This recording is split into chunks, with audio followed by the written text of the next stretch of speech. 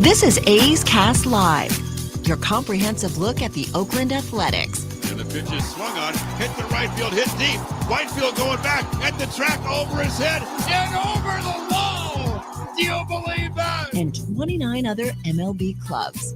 Ramirez with a drive to deep right, away back, goal! Go Hayes gets a bomb out there by the Rocks. And boy, oh boy, this third inning is now showtime. It is a Judgian blast. All rise.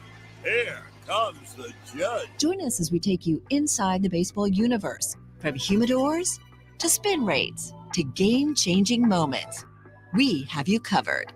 Spend your afternoon with us next from the town, only on A's Cast Live. Here's Chris Townsend. Good afternoon, everybody, and welcome to another edition of A's Cast Live from the Valley of the Sun, Fantasy Camp Day 2. And I can't tell you, like a little kid, like it's Christmas, we have just been delivered our Fantasy Camp shirts for 2023. Yes, we were here. It's been great. You would absolutely love it. The weather, you cannot beat it. Currently, we have 3 games going on. This is the doubleheader. They played earlier today at 10 o'clock. You can see behind us, games are going on. If you're listening on the stream, sorry that you can't see it, but you can just visualize it. Visualize palm trees, 75 degrees, paradise. Arizona's paradise for a few months out of the year. We learned that after that, it's like the worst place on earth. But for certain parts of the year, this place is awesome. And this is one of them. And this, as a baseball fan, as an A's fan, is where you would want to be. So we have 3 games going on right now. Actual real umpires have been umpiring these games as you're getting to live your dream to be a Major League Baseball player. It was funny being at lunch today. And, of course, I mean, that's the other thing, too, the spread. You get fed like a big leaguer, too. But so we talked to our good friend Dan Hayes is going to join us a little bit later today. He's from the Bay Area. He now covers the Minnesota Twins with the Athletic. And you'd say, okay, why are we talking Twins? Well, obviously, they've been the biggest story lately. It's the Carlos Correa saga finally coming to an end, and the details of the greatness that is Scott Boras. Do we call Scott Boras a friend of the program? Yeah. I mean, he's been on the show a few times. He gave us one of the greatest stories ever, answers to a question that we never expected to hear. Ever. I will have to get that audio again and play just for fun every couple months. Well, it's like it's an answer to a question that basically almost was an interview. It's like you ask one question and he literally rambled for like 6 minutes. I asked him, where are we with getting Matt Chapman, at the time A's third baseman, signed to a long-term contract with the Athletics? Okay, simple question. It was a simple. My question was literally 15 seconds long. Yeah, I'm going to look and see if I have it on this computer. His answer was like a book. It had chapters, right? The answer went in so many different directions. Like at one point, it started talking about the new stadium. Next thing you know, he was talking about professional baseball in Japan and in Asia. We're going to have teams in Asia. And the whole time, Cody and I are looking at him going, what does any of this have to do with Matt Chapman re-signing with the A's? It had nothing to do with Matt Chapman re-signing with the A's. It was smoke and mirrors, the shell game that he plays. But that's the brilliance of Scott Boras. You sign with him for one reason: to maximize yourself as a professional athlete. I will never criticize an athlete for that. I try and maximize myself here with the Athletics. Cody tries to maximize himself. We try and get the money that's good for our families. That's what everybody does. So I'm not going to criticize athletes. But after you have signed or agreed to a deal with the Giants, it falls apart. Then you agree to a deal with the Mets, then it falls apart. Where do you go from there? Well, that's the brilliance of Scott Boras. He picks up the phone. It's Chris. He starts calling people on Christmas. And he starts calling the Twins, hey, this is Santa Claus. The negotiation's still open. So we'll get you all the details later in the show about how this went down. And I don't know how to put this. I don't want to get us in trouble, but I got to say, some of this medical stuff sounds pretty shady. You know, like when you start talking about physicals and why does a guy pass a physical here but doesn't pass a physical there? I mean, physicals are not about money. I mean, they're not supposed to be. When a player goes in and you want to see if he's healthy enough to sign this contract, to figure out what if his body's okay or not. Should the body be about whether it's a 6-year contract or a 10-year contract? I mean, it's kind of, can he pass a physical or not? Did the Twins, when they originally signed Carlos Correa, did they not give him a full physical when they were offering him over $100 million? He agreed to a contract the first time around with the Twins for over $100 million. Even though there are opt-outs in there, you didn't know he was going to opt out. And a doctor does a doctor actually go into the physical knowing that it's probably a 1-year deal and there's an opt-out anyway? So, on the physical, I have a hard time believing these medical physicians are going to give you a different type of physical based on whether it's 3, 4, 5, 6, 7. I just have a hard time thinking that. I mean, if we had a doctor on, you think he publicly is going to admit, well, there's an opt-out in a contract. There's a chance he's going to opt out, so I'm just going to go, hey, cough, and hit his knee with the thing, and that's it? I'm not buying that. So we'll talk to Dan Hayes coming up here. Who are all the wonderful guests? I know the former Rookie of the Year, now Midland manager Bobby Crosby, is gonna stop. I guess he's coming up next. He's showing up next. The great Dallas Braden. I got one question. How do I get? We haven't seen it. Dallaire has it hanging. We'll show it to you when he gets up here. There is, if you guys remember starter jackets from like the late 80s, early 90s, that was the craze, right? Everybody on MTV, all the rappers were wearing teams. Starter jackets. That was a big deal. I remember the Niners jacket was big. The Raiders jacket was big. We have an A's old school starter jacket. I would be wearing it right now. I just don't fit in it. It would look like a blanket on me. It would look like I'm 300 pounds. And actually, since I've lost weight, can we get it in here to show people? The great Dallaire is putting it over. This thing is so money. I bet you if we just said, all right, we're going to do an auction for this, what we could auction this off for, I want one of these. For cold days when we're doing A's Cast Live on the field, I need this exact same starter jacket. I just need it in a large. That is what we'll be talking to Dallas Braden about. Who else is coming on today? Terry Steinbach will be here. World Series champion, All-Star Game MVP, one of the great catchers of his time. So we're supposed to have Greg Caderet. Caddy, traded for Ricky Henderson, but also a terrific pitcher, was a part of the 1988 AL champion Oakland Athletics, who eventually lost, unfortunately, to Kirk Gibson and the Dodgers. He will be here. Trying to think if we're forgetting anyone. I'm sure we are. We already mentioned Dan Hayes, and we're going to have we heard from him last night. He giving you a hard time. Mike Farron will be here at some point. Our buddy Mike Farron, who does a great job on Sirius XM Power Alley. I think it's one of, not as good as this show, but one of the best baseball shows out there on Sirius XM Channel 89. He lives in the Valley of the Sun, and he is busting our chops because we saw him down San Diego at the winter meetings. We were supposed to hook up, but he has to understand that this trip was a business trip. It was not, hey, we're hanging out at spring training, doing dinners and stuff. This was basically, we're here for fantasy camp. So he's going to rip us about that, but then we'll deal with that and talk a little baseball with him. And of course, Bobby Crosby here with us. As I got to tell you, earlier today, unfortunately, his team got walked off. There was a controversial call at second base. We were watching here from the Crow's Nest. If this was a real game, I think you might have gone out there and contested that call. Yeah, I would have been tossed.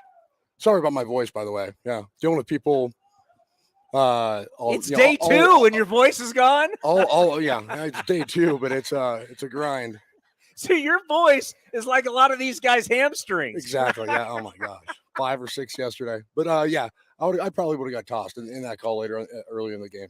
It was so funny. We're having lunch today, and of course they put out a great spread, and we're sitting there, and this guy's got to be about 55 or so, full uniform, but has the big ice pack on his hamstring, and he's limping by us. I'm like, yep, it's fantasy camp, baby. It's beautiful. I mean, these people are so much fun. They love baseball, but the injuries just don't stop.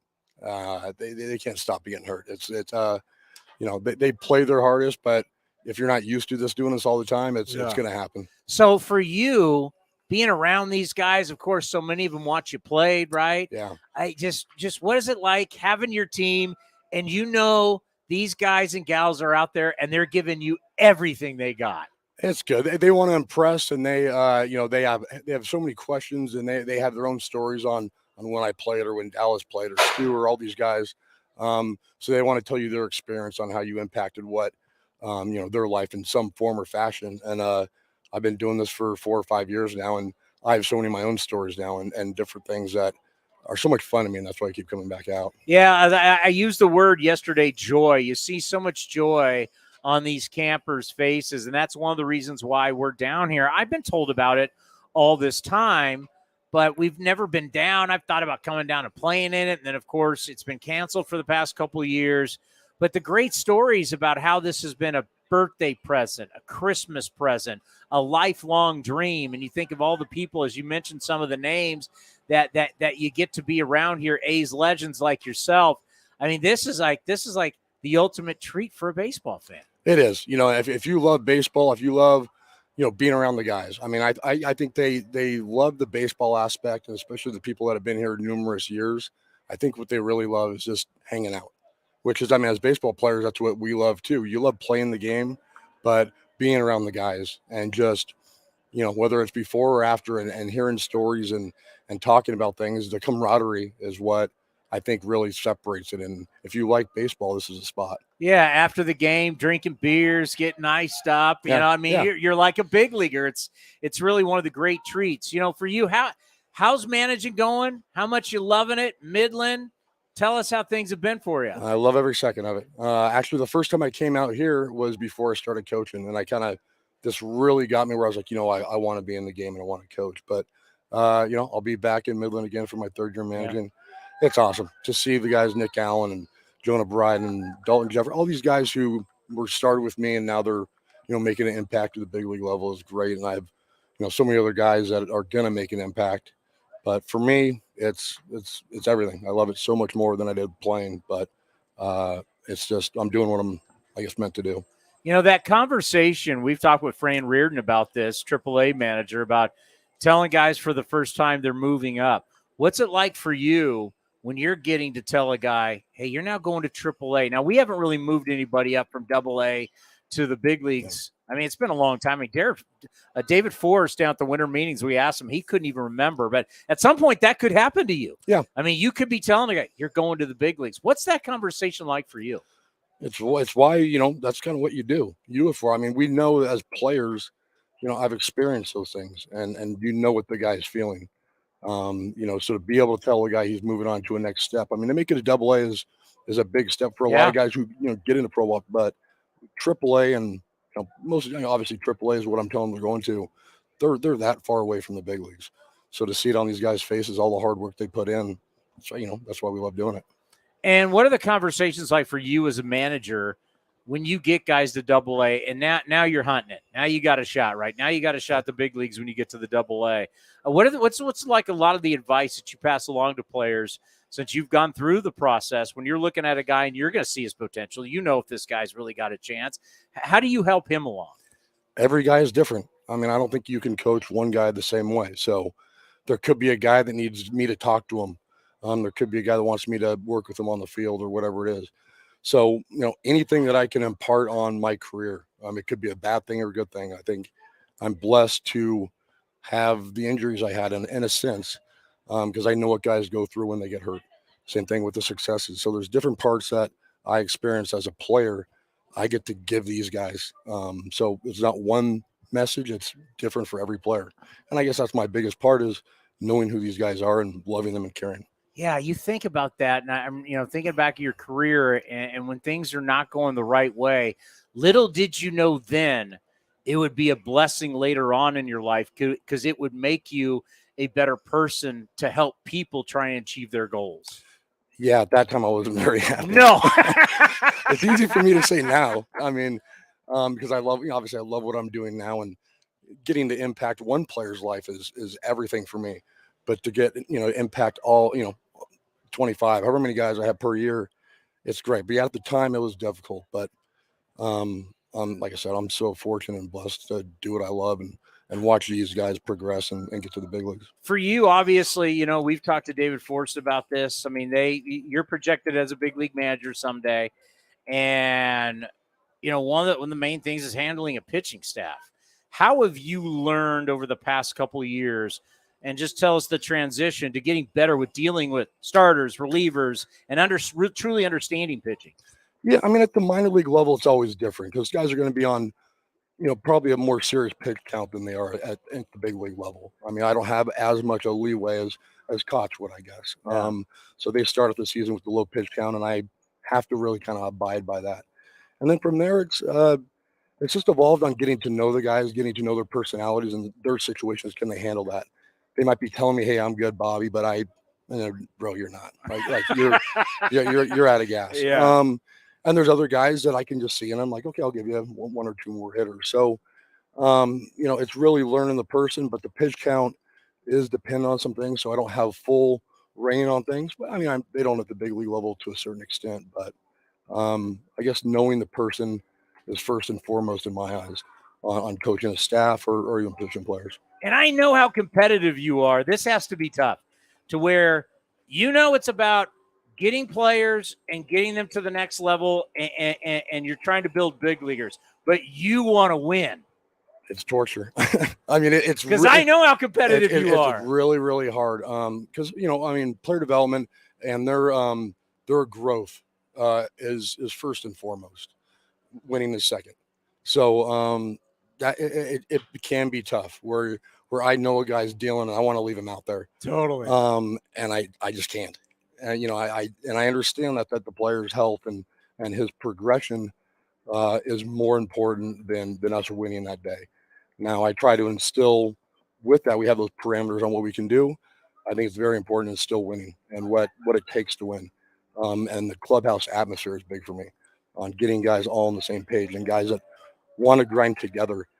Baseball in the minor leagues can be a somewhat individual thing if you let it be, because all these guys, even though they're with a team, they all have different, they have different goals and they want to get to the big leagues.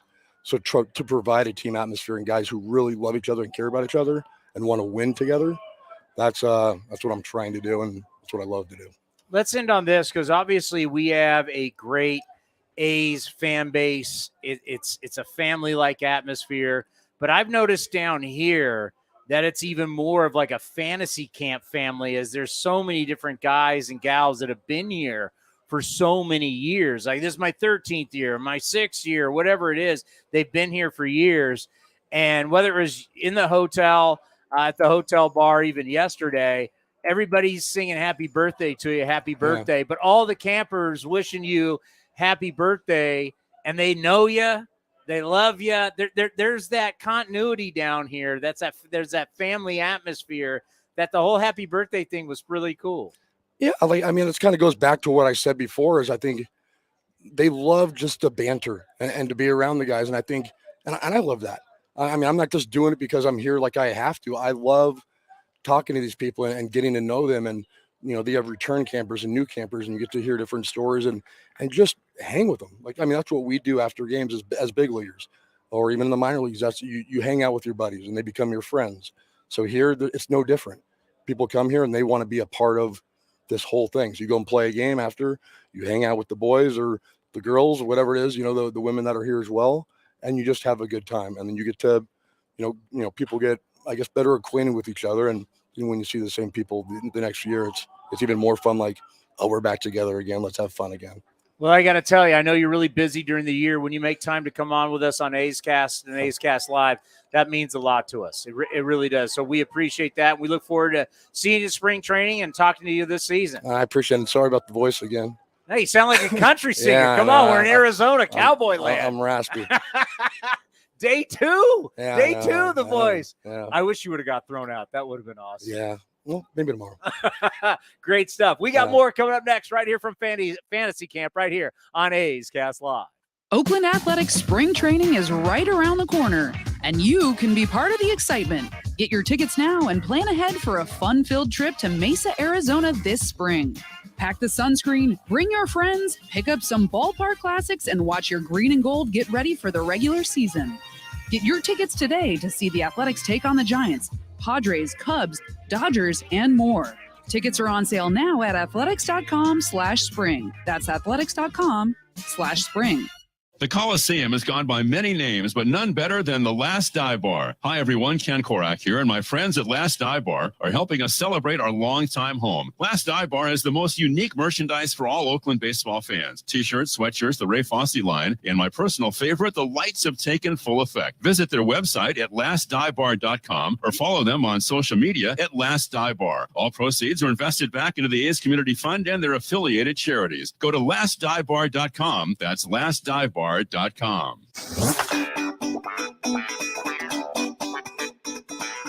of Famer and former A's closer Raleigh Fingers was on A's Cast Live and discussed how great the A's treat their alumni. What does it mean to you and to your group of guys that the A's want to continue to celebrate you guys and your greatness?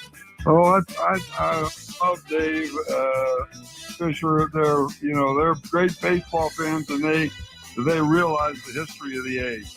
And they love having us older generation guys coming back.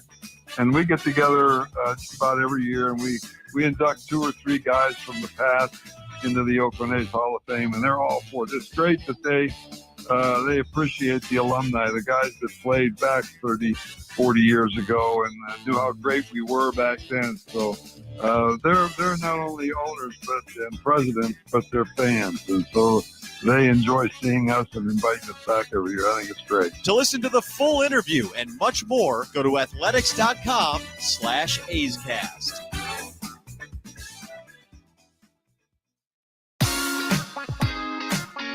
The 2022 MLB winter meetings from San Diego are now in the past, and A's Cast Live was all over it. Well, once again, here from the winter meetings in San Diego. From the signing of Aaron Judge. Aaron Judge is going back to the Bronx. He's agreed to a 9-year deal worth $360 million. And Trey Turner. Trey Turner gets 11 years, $300 million. 11 years. To the biggest names in the sport. Chris Russo, the Mad Dog, the great Bob Melvin. Great Samfold right here on A's Cast Live. Torey Lovello, the manager of the Arizona Diamondbacks, former Oakland Athletic, former A's bench coach. Terry Francona is with us here on A's Cast Live. Billy Owens, assistant general manager for the Oakland Athletics. The great Sarah Langs is with us. David Forrest, the general manager of your Oakland Athletics. A's Cast Live had you covered at the winter meetings. That's going to do it live from the winter meetings. I hope everybody enjoyed the coverage. We had a great time. Hopefully you had a great time watching. If you missed any of the interviews from the 3 days, go to athletics.com/A'sCast to listen or youtube.com/athletics to watch today.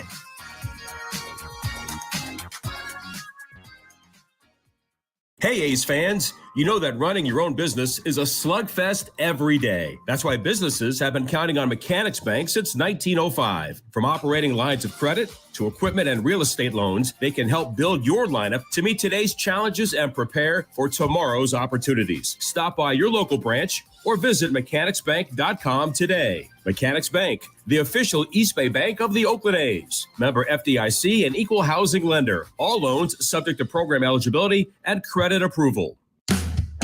This is Chris Townsend for the Chicken Pie Shop of Walnut Creek. Great news! Our indoor dining is back, along with our beautiful patio dining. Come taste our world-famous chicken pie that has been served in Southern California for 83 years. The Chicken Pie Shop of Walnut Creek has one of the most dynamic menus, plus a full bar. pot pies, gourmet burgers, sandwiches, salads, flatbreads, and more. Don't forget, we still do takeout and delivery. For all the information, go to chickenpieshopwc.com. That's chickenpieshopwc.com.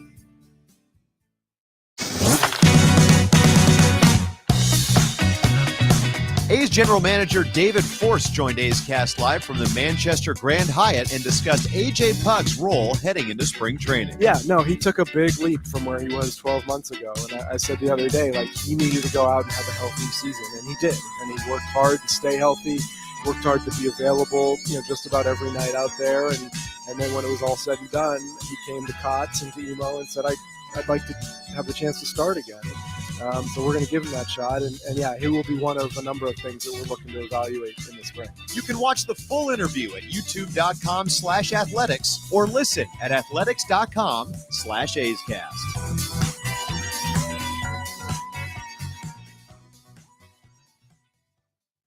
The Oakland Athletics begin spring training on February 25th. Now's the time to make plans to catch us in Mesa, Arizona, and enjoy the sunshine of your family and friends. Buy your tickets early for the best seats at the lowest prices as your green and gold take on the Giants, Dodgers, Padres, Angels, and more at Hohokam Stadium. And Tony, it's a deep drive to right in the corner. Gritchick going back. He'll turn and watch it fly. Get your tickets at athletics.com/spring. That's athletics.com/spring.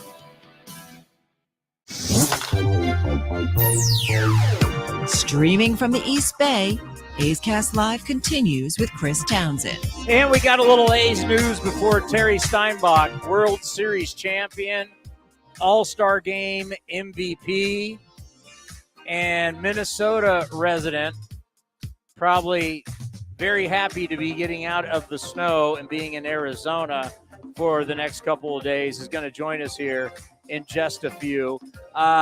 3 players have reached 1-year agreements with the Athletics to get out of the arbitration process. How many more guys do we have? It's a good question. I'll look. I'll see if I can look it up. So we got Paul Blackburn. His salary will now be $1.9 million. Ramon Laureano just over 3.5, and Tony Kemp will be just over 3.7. So all good news. Is arbitration is something that's ugly. It really is nasty business. It's a tough situation. When you go to arbitration and you're sitting across from the team and the team is going to sit there and, you put out your number, the team puts out their number, and then the team is going to argue why you should get your number, and they're going to tell you why you shouldn't get your number, and the players got to listen to what the team at. Just doing it, and that's one thing the A's have been great about is not going to in front of the arbiter. Like, get the deal done before that process starts. Because Terry Steinbach, the last thing you want to hear is the team tell you what you don't do well and why you don't deserve the money, right? Exactly. I mean, there's some players that it's not a problem for them, to bargain, negotiate, business-wise, whatever. But I agree with what you guys just said. The majority of the players, they don't want to hear that. They want to go in there, get a fair deal. Yes. Give what the market's giving and move on and get ready to play. So for you, how nice is it to get out of Minnesota and to be in Arizona, where we're looking at, I think it's around 74, 75 today. It's fantastic. I mean, we drove out. We had 16 inches of snow, before we left. We've had snow before that. We got everything cleared up, and my wife, Mary, and I said, let's go. So we drove down because we're staying for the whole month. I said, good for you. Yeah, the snow is going to be there when we get back. We don't have to worry about that. So, yeah, we're staying down. We're enjoying the great weather and just having a blast at camp. Yeah, I know there's so many like myself. I was in high school when you guys had that great run. I think of all the players that are out here, I mean, we idolized that team. I mean, you guys were – you guys were like a rock show. You're like a rock band. How big you got. You had so many stars on the team. What's it like for you when you come back and all the campers tell you about, man, loved watching you play, the World Series, all the World Series? What's that like? It brings back a lot of memories. I mean, I think as players, sometimes I don't want to say you take it for granted, but you're caught up in the moment. You're playing, you're doing what you're doing. You're going here, you're winning. And it just goes on. But you don't really realize the impact that you have. I mean, when we played, we had 40, 50,000 people at the Coliseum. All right. Now we come out here, and these are some of the 40, 50,000 people that were there. Yeah. So they start bringing up stories, and they're asking great questions, what it was like, what your team was like, what about this game, what about that year, what about the World Series, what about the earthquake? And it just brings back a lot of positive memories. And it makes us feel good to be able to share, the stuff that we experienced with our campers, here that are really just want to find out what was it like. There's nothing wrong with remembering how good you were. There's nothing wrong with that. It's not, but I at least the teams that we had, there wasn't a lot of egos, on there. I mean, guys weren't sitting there, hey, dig me, I did this, I did that. The group of guys that we had during that time, it was about winning. Do what you have to do to win, right? Yeah. And then we'll figure out 30, 35 years later, dang, we were pretty good.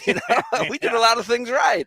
Well, you got not only win the World Series playing All-Star, you're MVP of an All-Star game. Yeah, I mean, that's been one of the questions that people ask in camp. They said, hey, what was your biggest moment in baseball? And they go, oh, MVP of the All-Star game. I said, very, very proud of that. I mean, that was very fun. But the All-Star game is an individual one-night performance. You know what I mean? Yeah, the guys that are on your team because you've been playing against them. It's an All-Star team. But you don't have that 2 months of spring training, 6-month season with them. So when I tell them that the bigger highlight is winning the World Series, and here's why.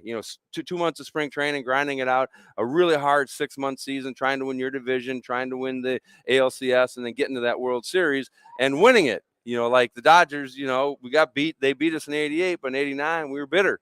You want to come back and finally get that ring. And to me, that whole season and that whole sense of accomplishment of setting goals in spring training, trying to achieve those goals, and then actually doing it, and watching that last out, the final game of the World Series is, to me, probably the most memorable moment in baseball that I've had. You did something that really is very rare in a career as a catcher, because you were known as a defensive catcher. You were known as a catcher who could handle the staff, and you were known as a catcher who could hit. There's not a lot of guys. There's been guys who've been very offensive. There's been guys who are all defense, and you appreciate those guys, right? Because they can throw and they can catch and they can handle the staff. You did it all. That is something, when you look back, you should be very proud of, because there's not many guys in the hit. We played this game for over 150 years, and to be a complete catcher, what did that mean to you? I never wanted to hide behind the shield of a catcher. You know what I mean? Like, well, hey, you're a good receiver, you're a good thrower, you handle staff. You have to hit 210, or it's okay if you hit 200. I mean, I said BS to that. I said, if I have the ability to be a 300 hitter and a catcher, I'm going to do it. I want to work just as hard on my game calling, my defensive skills, and I don't want to slack off when it comes time at the plate. And the one thing I thought, I tried really hard in my 14-year career. I thought that I could have hit 300 one year, and I hit like over 300 the second half of one season and 300 in the first half of another season, but I never had a full season, where I ended up with 301 or 300 or something. That was kind of a personal goal that I thought was, I thought it was achievable for me to do that. Well, if you came back and hit 300 now, we'd call you a batting champion. You win the batting championship. Don't now. get me going on that. We got all the old school guys here in camp. All right. we had Carney up here yesterday talking about it. You know how he feels, and that's one of the cool things too. I think for you guys is this is also a chance for, at least once a year to get back and see your teammates. 100%. And we sit and laugh, with Stu back in camp and Carney back in camp and Shooty, guys that we've had, Caderet, making it back. And then for us to see a little bit of that next generation, of people coming in, it's fun. We joke a lot, we reminisce a lot. We get to have just an absolute blast with the campers, hearing their stories and teasing them and harassing them and joking around. But it's nice to be able to do that. And one unique thing about baseball, it's like, it's so hard to explain. Like, you might not see someone for 4 months, for 4 or 5 years, and as soon as you see him, it's like that. It's like it never has gone away. You pick up right where you left off last time, and the laughter and the jokes. And in our particular case, my wife Mary and Carney's wife Debbie are really, really good friends as well. So to get together and reminisce and catch up is awesome. From a catching standpoint, now it's one thing when Brody Brazil blows out his hamstring in his first at bat, or someone's out here and they've thrown a couple innings, they might be a little sore. To me, what I've tried to explain, especially to my man Cody here, it's the lateral movement that you don't do in regular life. Like if you're playing shortstop, you're going left to right. The body's not used to that quick acceleration. But catching, there is nothing that prepares you for catching other than catching. You do not squat anytime in life, unless you're getting down to look at a putt. You're not getting down and squatting at all in life. Like, I'm very impressed so far. We're in our third games, and there's guys still out there catching. They've got to be sore. They're out there catching, and again, we've taken just a couple little things out of the catching position. We don't have to worry about throwing guys out. We don't have to block balls. There are no pass balls. There are no wild pitches. There's nobody advancing. So back here at camp, mostly they just have to either catch or play fetch and just get the ball, back to the pitcher. But it still takes quite a bit for people, and each team I think is pretty fortunate to have 2 to maybe 3 guys that want to strap it on back there and just experience, what catching was like. Well, we used to talk about it all the time with our great friend Ray Fossey, which is so, the catching position, it's the only position you're looking at everybody and everybody's looking at you. You are a captain. Whether that you have a C or not, you are the captain of the defense. You're calling the game. You need to know the game. But the catching position is changing in Major League Baseball. Things evolve. Things change. Yep. We just found out yesterday there's going to be the automated strike zone in all of AAA this season. How do you feel about the way the position is starting to change? Well, I think, yes, the position has changed and Major League Baseball has changed. We can spend a couple minutes on this because I'm still good friends with a lot of umpires. And in our era, when I was catching, if your pitcher had the ability to hit your glove, you could get the outside corner, a couple more inches off of that, and maybe a couple more inches off of that to get strike 3. So I'm maybe 4 or 5 inches off the outside corner, but my pitcher's hitting me right here in the chest, and I'm getting that call. Now, if my pitcher misfired and threw it right down the middle of the plate, but I'm sitting on the outside part, the umpire would call a ball. And you can't complain because I want this pitch. I can't take a pitch down the middle that he misfires on.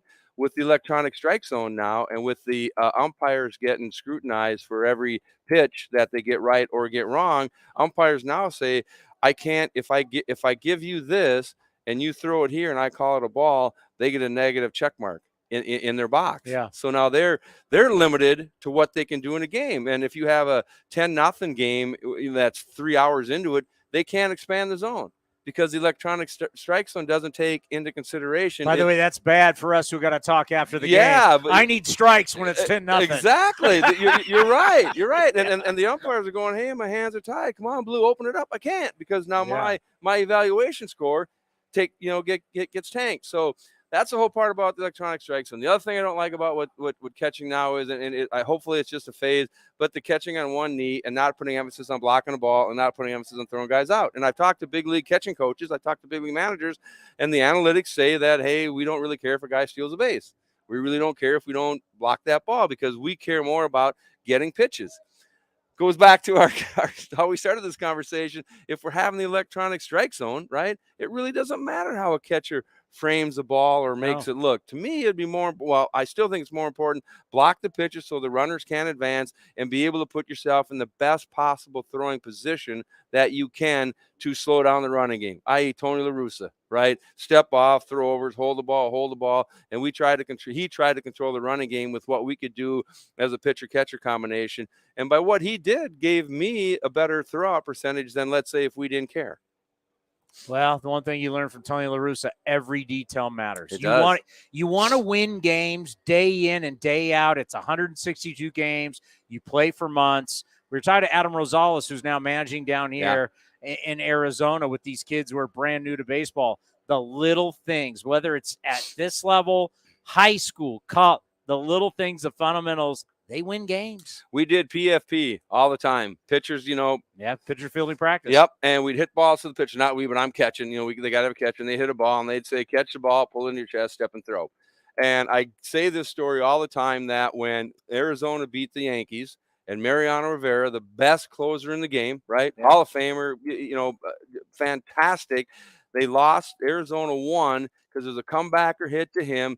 He catches the ball, he pivots and throws, and he throws it into center field. The runner goes from first to third, and I think it was a Luis Gonzalez sack fly, game over, Diamondbacks win because of fundamental baseball. I mean, how many times has the Hall of Famer Mariano Rivera caught that ball, pulled it into his chest, stepping through to second, and made an accurate throw, and the one time he doesn't, cost him a World Series ring. By the way, we could probably. I think the award for best move of camp goes to you staying here for a month. Well, that's brilliant. When you have 20 some inches of snow on the ground in Minnesota, it kind of made that decision pretty easy. Well, we're getting on a plane to go back to the Bay Area tonight, and another storm is coming in. I know. Now, I mean, maybe you guys can fill me in. I know the Bay Area was dry and everything. I know we want the rain. We don't want the deluge that you guys are getting, but it's nice to see, some moisture getting in that area that has been dry for so many years. Yeah, but now it's like the flooding and everything that's happening. It's like my kids have an event in Carmel this weekend, and it got canceled already because you can't get down there because roads are closed. So you staying here for a month is the decision of camp. MVP, baby, MVP. Thank you for your time. And when you come on during the year, it is such a treat for A's fans. It's so great when you do that, when you come on our show. Thank you so much. Anytime. It's a pleasure to come talk shop. Enjoy the month. Thank you. Not enjoy camp. Enjoy the month and camp. I'll do that. He's a World Series champion. It's great to have him right here. A's Fantasy Camp right here. A's Cast Live. The 2022 MLB winter meetings from San Diego are now in the past, and A's Cast Live was all over it. Well, once again, here from the winter meetings in San Diego. From the signing of Aaron Judge. Aaron Judge is going back to the Bronx. He's agreed to a 9-year deal worth $360 million. And Trey Turner. Trey Turner gets 11 years, $300 million. 11 years. To the biggest names in the sport. Chris Russo, the Mad Dog, the great Bob Melvin. Great Samfold right here on A's Cast Live. Torey Lovullo, the manager of the Arizona Diamondbacks, former Oakland Athletic, former A's bench coach. Terry Francona is with us here on A's Cast Live. Billy Owens, assistant general manager for the Oakland Athletics. The great Sarah Langs is with us. David Forrest, the general manager of your Oakland Athletics. A's Cast Live had you covered at the winter meetings. That's going to do it live from the winter meetings. I hope everybody enjoyed the coverage. We had a great time. Hopefully you had a great time watching. If you missed any of the interviews from the 3 days, go to athletics.com/A'sCast to listen or youtube.com/athletics to watch today.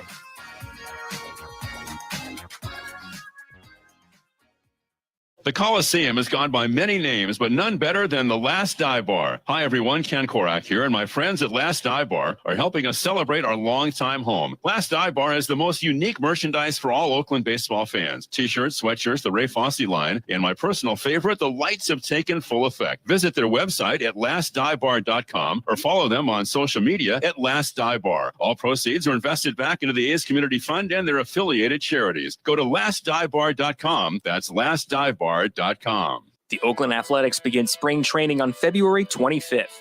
Now's the time to make plans to catch us in Mesa, Arizona, and enjoy the sunshine of your family and friends. Buy your tickets early for the best seats at the lowest prices as your green and gold take on the Giants, Dodgers, Padres, Angels, and more at Hohokam Stadium. And Tony, it's a deep drive to right in the corner. Gritchick going back. He'll turn and watch it fly. Get your tickets at athletics.com/spring. That's athletics.com/spring. This is Chris Townsend for the Chicken Pie Shop of Walnut Creek. Great news! Our indoor dining is back, along with our beautiful patio dining. Come taste our world-famous chicken pie that has been served in Southern California for 83 years. The Chicken Pie Shop of Walnut Creek has one of the most dynamic menus, plus a full bar. Pot pies, gourmet burgers, sandwiches, salads, flatbreads, and more. Don't forget, we still do takeout and delivery. For all the information, go to chickenpieshopwc.com. That's chickenpieshopwc.com. Humanity has accomplished a whole lot so far. We created penicillin, the automobile, and the internet, not to mention drones, duct tape, and the hot dog. It's all thanks to the power of human connections. And Ring Central's here to make that even easier, more seamlessly and securely, on a platform built to grow your business. Say hello to a whole new way to say hello. Visit ringcentral.com and say hello to possibilities. Ring Central. Message, video, phone, together. If you're looking for a new mattress, Nest Bedding has you covered. Sleep on the same mattress Hall of Famer Ricky Henderson sleeps on. Nest Bedding is a national brand with family-owned prices and service. You can shop at one of their Barrier locations, and all stores are sanitized and safe, or you can navigate their easy-to-use website, nestbedding.com. That's nestbedding.com. Green and Gold fans, use the coupon code Oakland and you'll get 10% off your entire order. Nest Bedding, love where you sleep.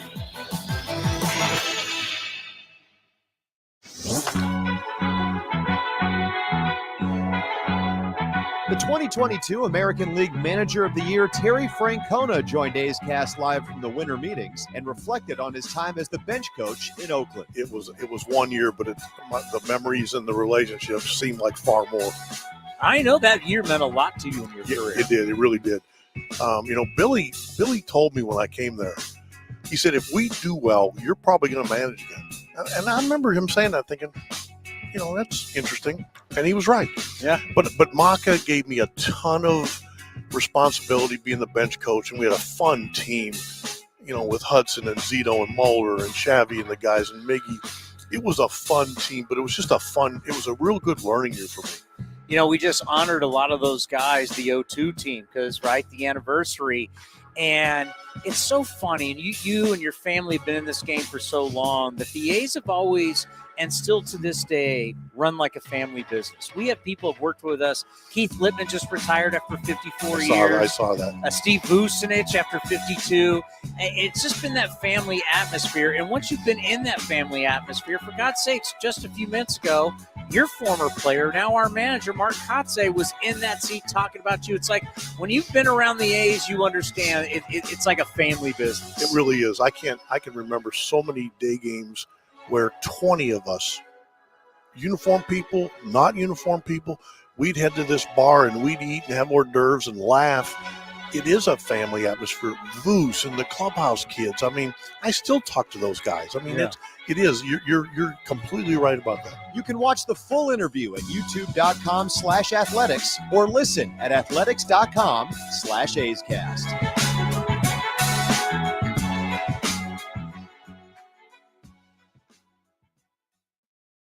Some things just go together.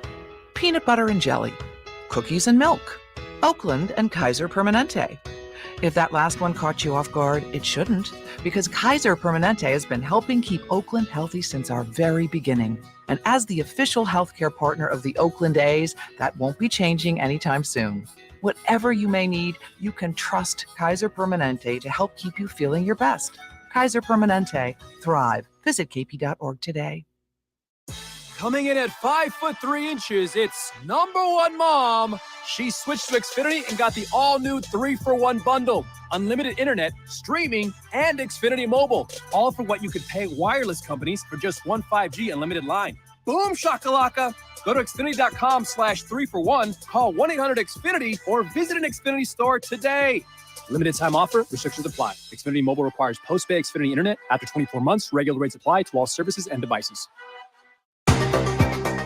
Unlock offers and receive exclusive in-game features by downloading the MLB Ballpark app for iPhone and Android today. Plus, get the latest information on game times, schedules, and more.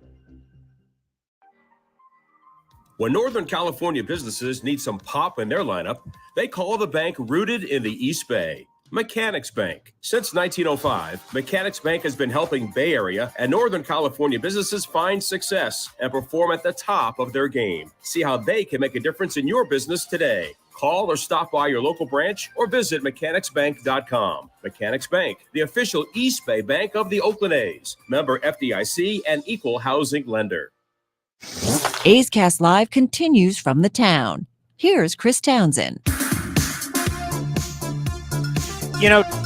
Addressing the three guys who avoided arbitration and signed, Tony Kemp, Paul Blackburn, Ramon Laureano. Tony Kemp, who we did decide at dinner, my A's, my 2022 A's knowledge got tested last night on who let off the most. And what did I say? Tony Kemp. Tony Kemp let off I don't know. I kept hearing that. I'm like, trust me. Tony Kemp let off more than anybody last year. 103 to be exact. For the 20. I didn't know the number, but what did I say at dinner? And what over chips and salsa? And what did people say? Yeah, Delaire and I argued with you and said, we don't know. We don't. I don't know. I know. I'm like, it's by a lot. Nick Allen had, I think, 11 games at leadoff, and then that's as far as I went. I said Tony Kemp by a lot. When I saw Kemp had 100, I'm like, all right, it doesn't matter. No one's even close after that. Thank you. I couldn't believe you guys. As a guy who keeps score every game, I mean, I will admit this. I don't know when it happened in my life. I just don't care about uniform numbers anymore. It's like weird. It's like there became a point in, I don't know, being around baseball for as many years and as many thousands of games that I've seen, I just don't care about a guy's number.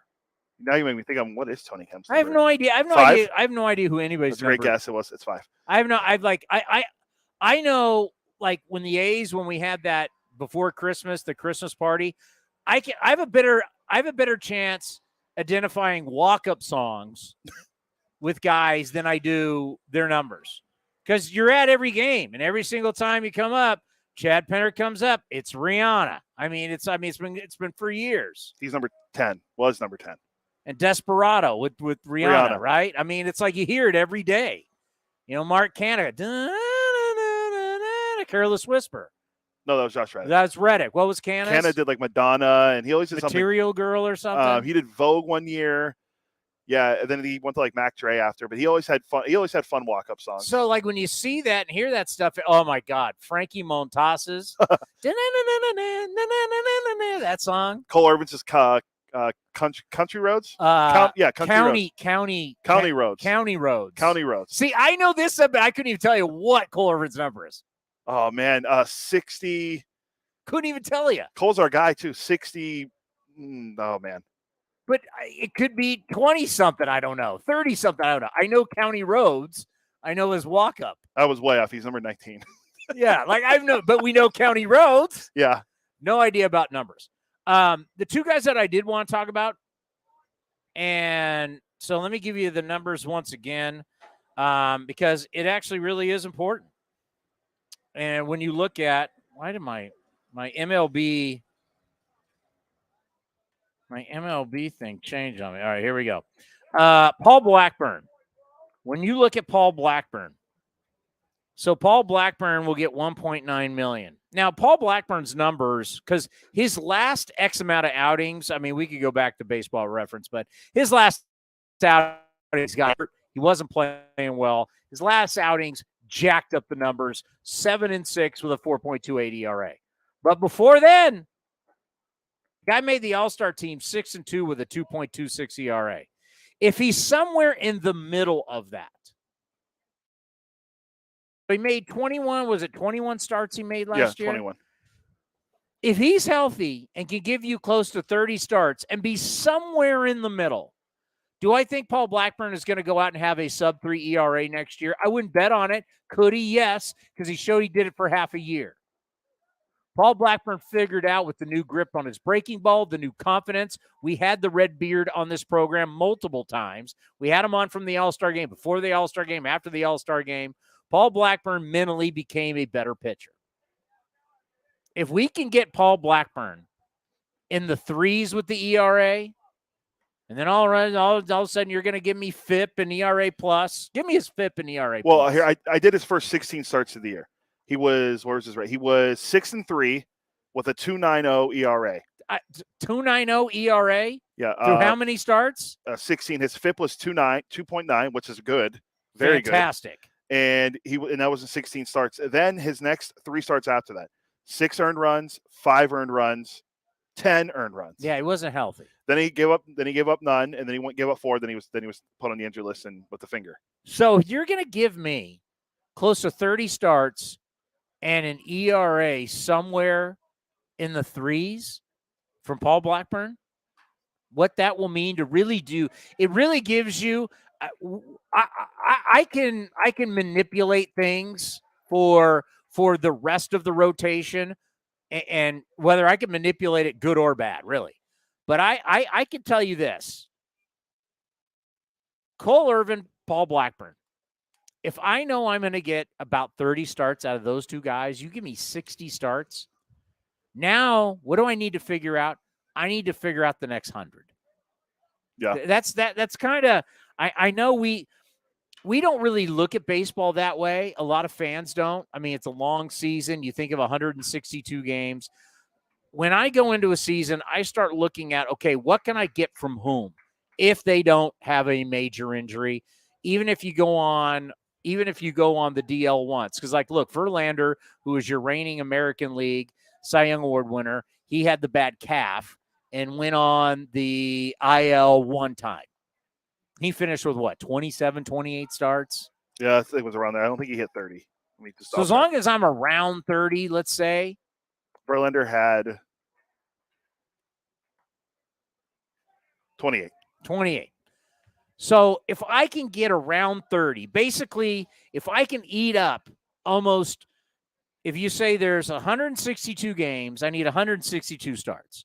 If I can eat up anywhere between the 62 to 56 starts right there between two guys, and now I need to get just 100 or 100 plus from everybody else, that puts me in a really good position compared to where the A's were last year. Last year, it was like you're searching around going, I mean, who's starting?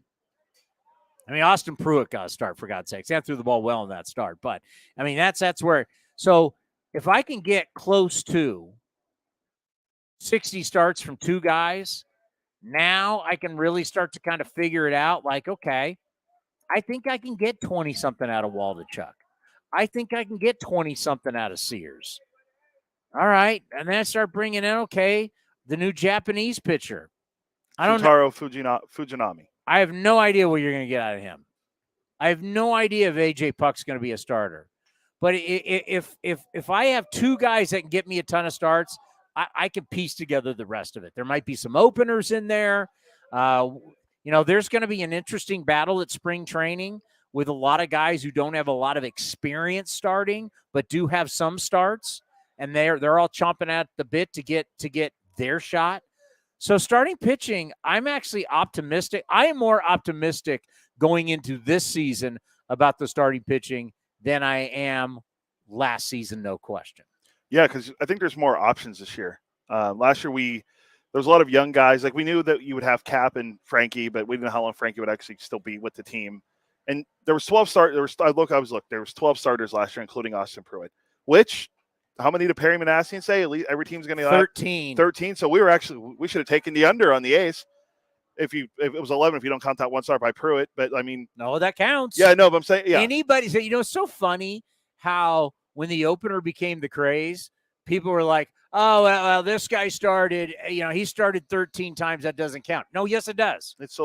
Whoever starts the game, if you take the ball in the first inning, that counts. Whether you go an inning, 2 innings, inning and 2/3, 3 innings, it counts.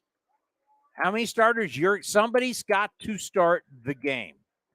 How many starts do you think our good friend Ryan Stanek has in his career? The original opener. A lot. 56. Yeah, he's got a lot. Now he's not in that role anymore, and he's happy that he's not in that role anymore. But, yeah, we got a bunch of guys that, I'm just looking at Tarnock, the new kid that got over from the Braves, right? He's got a few starts.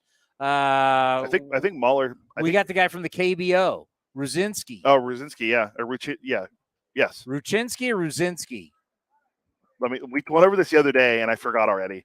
It is Ruchinski, Drew Ruchinski. Ruchinski. So he can start some games. So you start looking, okay, but now Adrian Martinez is still around. We're still going to play the game with James Caprillion. He has the show. If no one knows, he had surgery on his right AC joint in his shoulder. So we don't really know a timeline on when he can be back. So we can probably say he probably won't make 30 starts. Will not make 30 starts, but he will make some starts. I mean, you just start looking up and down. I mean, you're going to have guys, but if you can give me those two guys, you can give me two guys that every 5 days that I can rely on. I'm not trying to win the division, folks. I'm not going to sit here from the crow's nest at the Lou Wolf Training Complex, Fitch Park, and convince you that we're going to battle for the AOS title. Not going to do that. I'm not even going to throw wild card in there. I'm just trying to say competitive. That night in and night out, you got a chance at the Oakland Coliseum or wherever you are around the country. You've got a chance. And starting pitching, this whole the starting pitch, how many innings you're going to get? Well, let me tell you something. The A's don't get any innings from their starting pitchers. Good night now. Because you already saw last year. You want what's Domingo Acevedo going to throw this year? 100 games? Yeah, how many did he have having last year? Let's see. I'm going to say 60. Domingo Acevedo threw, I'll guess. You're close. 66. Close. 70. He went 70? Who had the next most on the team? Might shock you.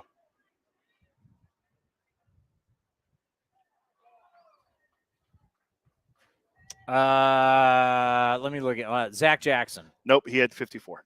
He was third most. Okay. Hold on, let me see. He's still on the team, right? Yep. Not Sam Mole. Nope, he was fourth. Sammy's spin rate was 53. It's a guy that'll shock you in a certain sense. It's not Danny Jimenez because he was hurt. Nope. It's not. Jimenez pitched in 34 games. Not Kirby Snead. Nope, Kirby Snead pitched in 46. I'm looking at all the pitchers on the 40-man roster. That'd be the guy that everyone says will never stay healthy, the great AJ Puck. Oh, AJ Puck. 62 games for AJ. He was very good. He was very solid last year. Let me ask you, is it really smart to turn him into a starting pitcher? I think we found it. I'm not taking any credit for it, but I did say he'd be good as a reliever. I mean, I think you found a role for him. He was on the field for 62 games. You know what? How about this, A's fans? The minute he goes on the IL as a starter, this guy right here is good. What are you going to be saying? Should have kept him as a reliever? As soon as that press release hits, I'll text A's have placed AJ Puck on the IL. If he's a starter, this guy right here is going to go, I told you so. I'm telling you, I've worked with him. I know exactly how it's going to work. I told you his role. And then what's David Force? Can David Force look at you and tell you you're wrong? I'll text him the day it happens. You have said, you're on record, and you are right. You were right last year.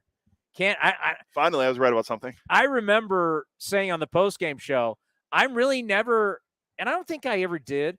But I said on the postgame show because the callers, they want to start. I'm like, they want to judge people, right? And that's what we do in the postgame show. We react to what happened during the game. And I kept saying it last year, and I would catch myself, but I am not going to judge AJ Puck as a pitcher. I'm going to judge him on whether he can stay healthy or not. So if he stays healthy, if it's the first month, the second month, the third month, the longer he stays healthy, that's how I'm going to judge him. I'm not going to judge him on what his numbers are. You're going to be like, well, what's his xFIP? I don't care what his fielding independent pitching is. And if you put an X there to make it now with ballparks and everything and adjust to scoring and everything, I'm not going to do that. 368 for his FIP. xFIP's not a baseball reference. That's more of a fan graphs. FIP is like, think of FIP like an ERA, but it's different. That FIP's a little high. But he's also a reliever, not a starter. Because they're saying for a FIP is based. I mean, I can bust the book out and read you the official definition, but it's what a pitcher, what they say, can actually control. I can control strikeouts, walks, home runs, intentional walks. I can control that stuff. So that's basically what FIP is. If I don't have my backpack, unless you want to get the book out and I can read it to you. But yeah, that FIP actually is pretty high. Yeah, well, I mean, he's a reliever, so he's what was his ERA? 3.12. Once again, it doesn't matter. It was whether he could stay healthy. Like AJ Puck, if we stay to what we said last year, really he was learning who the hell he is. AJ Puck was learning what's my arm slot that I can use that I can stay healthy. What are the pitches that I can throw where I can stay healthy? Because there was belief by some people that he was becoming he's a career rehab guy. High potential, high draft pick, can never stay healthy. Always there's this mysterious upside. And what is he really in the end? He's a rehab guy. He's always can't make the club in the tub, as they say in the NFL. Always hurt.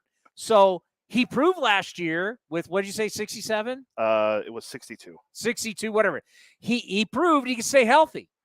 So let's forget about the numbers. That's really, we really care about what AJ Puck's numbers were in a season of 102 losses in a time when he was really learning what's the best arm slot for him, what are the best pitches for him to stay healthy. Now, I just wonder, I see the intrigue. I understand the idea of, well, we drafted this guy with the first pick out of the University of Florida to be an ace-like starter. 6th pick. This is the same. We have the 6th pick this year. So a few things, and we'll get more into this during spring training, but a few things cross my mind. Are we ever going to allow a guy to be an ace-like starter? I mean, that would be my first question. Before you tell me we think he can live up finally to that potential to be an ace-like starter. Well, what is an ace-like starter? I think the definition now is a guy that goes 6 innings. And No. It's win day. It's not 6 innings. You can't say a guy is an ace-like starter and he's going 6 innings. Well, we don't let guys go long in games, so I was just being nice. Well, that's why I'm asking. Are we going to allow a guy to be an ace? Who's that guy in South Florida that didn't go 6 innings? Yeah. Sandy's really good.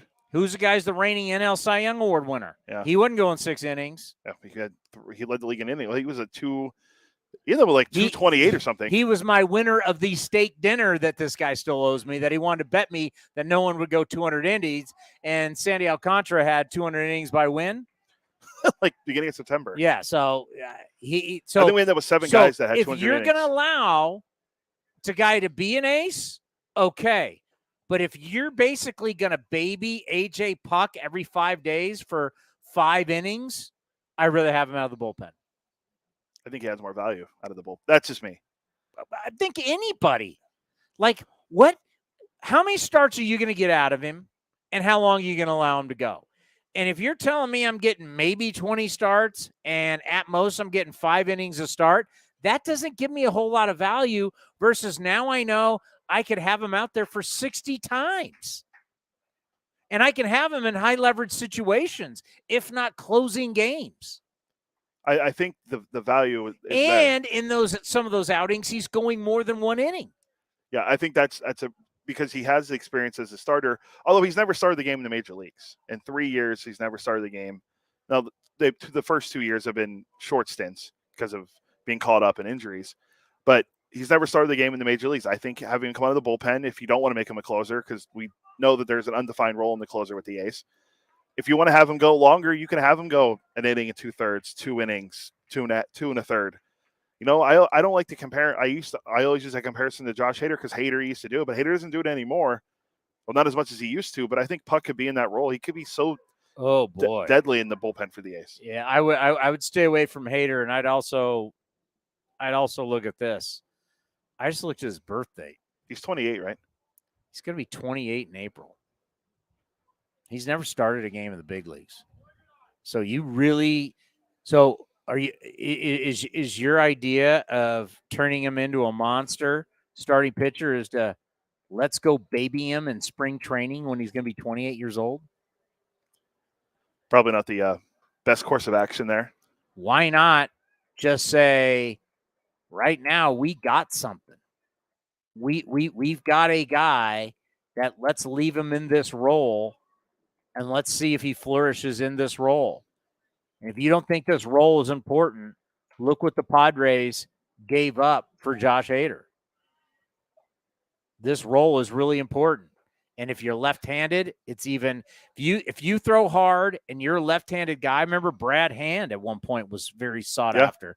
If you're a guy that can go more than 1 inning and come in and strike out a bunch of people, which AJ Puck being healthy and comfortable and building on last year really could be that guy. It's 76 strikeouts and 66. And then let's face it, he might be worth something where you possibly could trade him.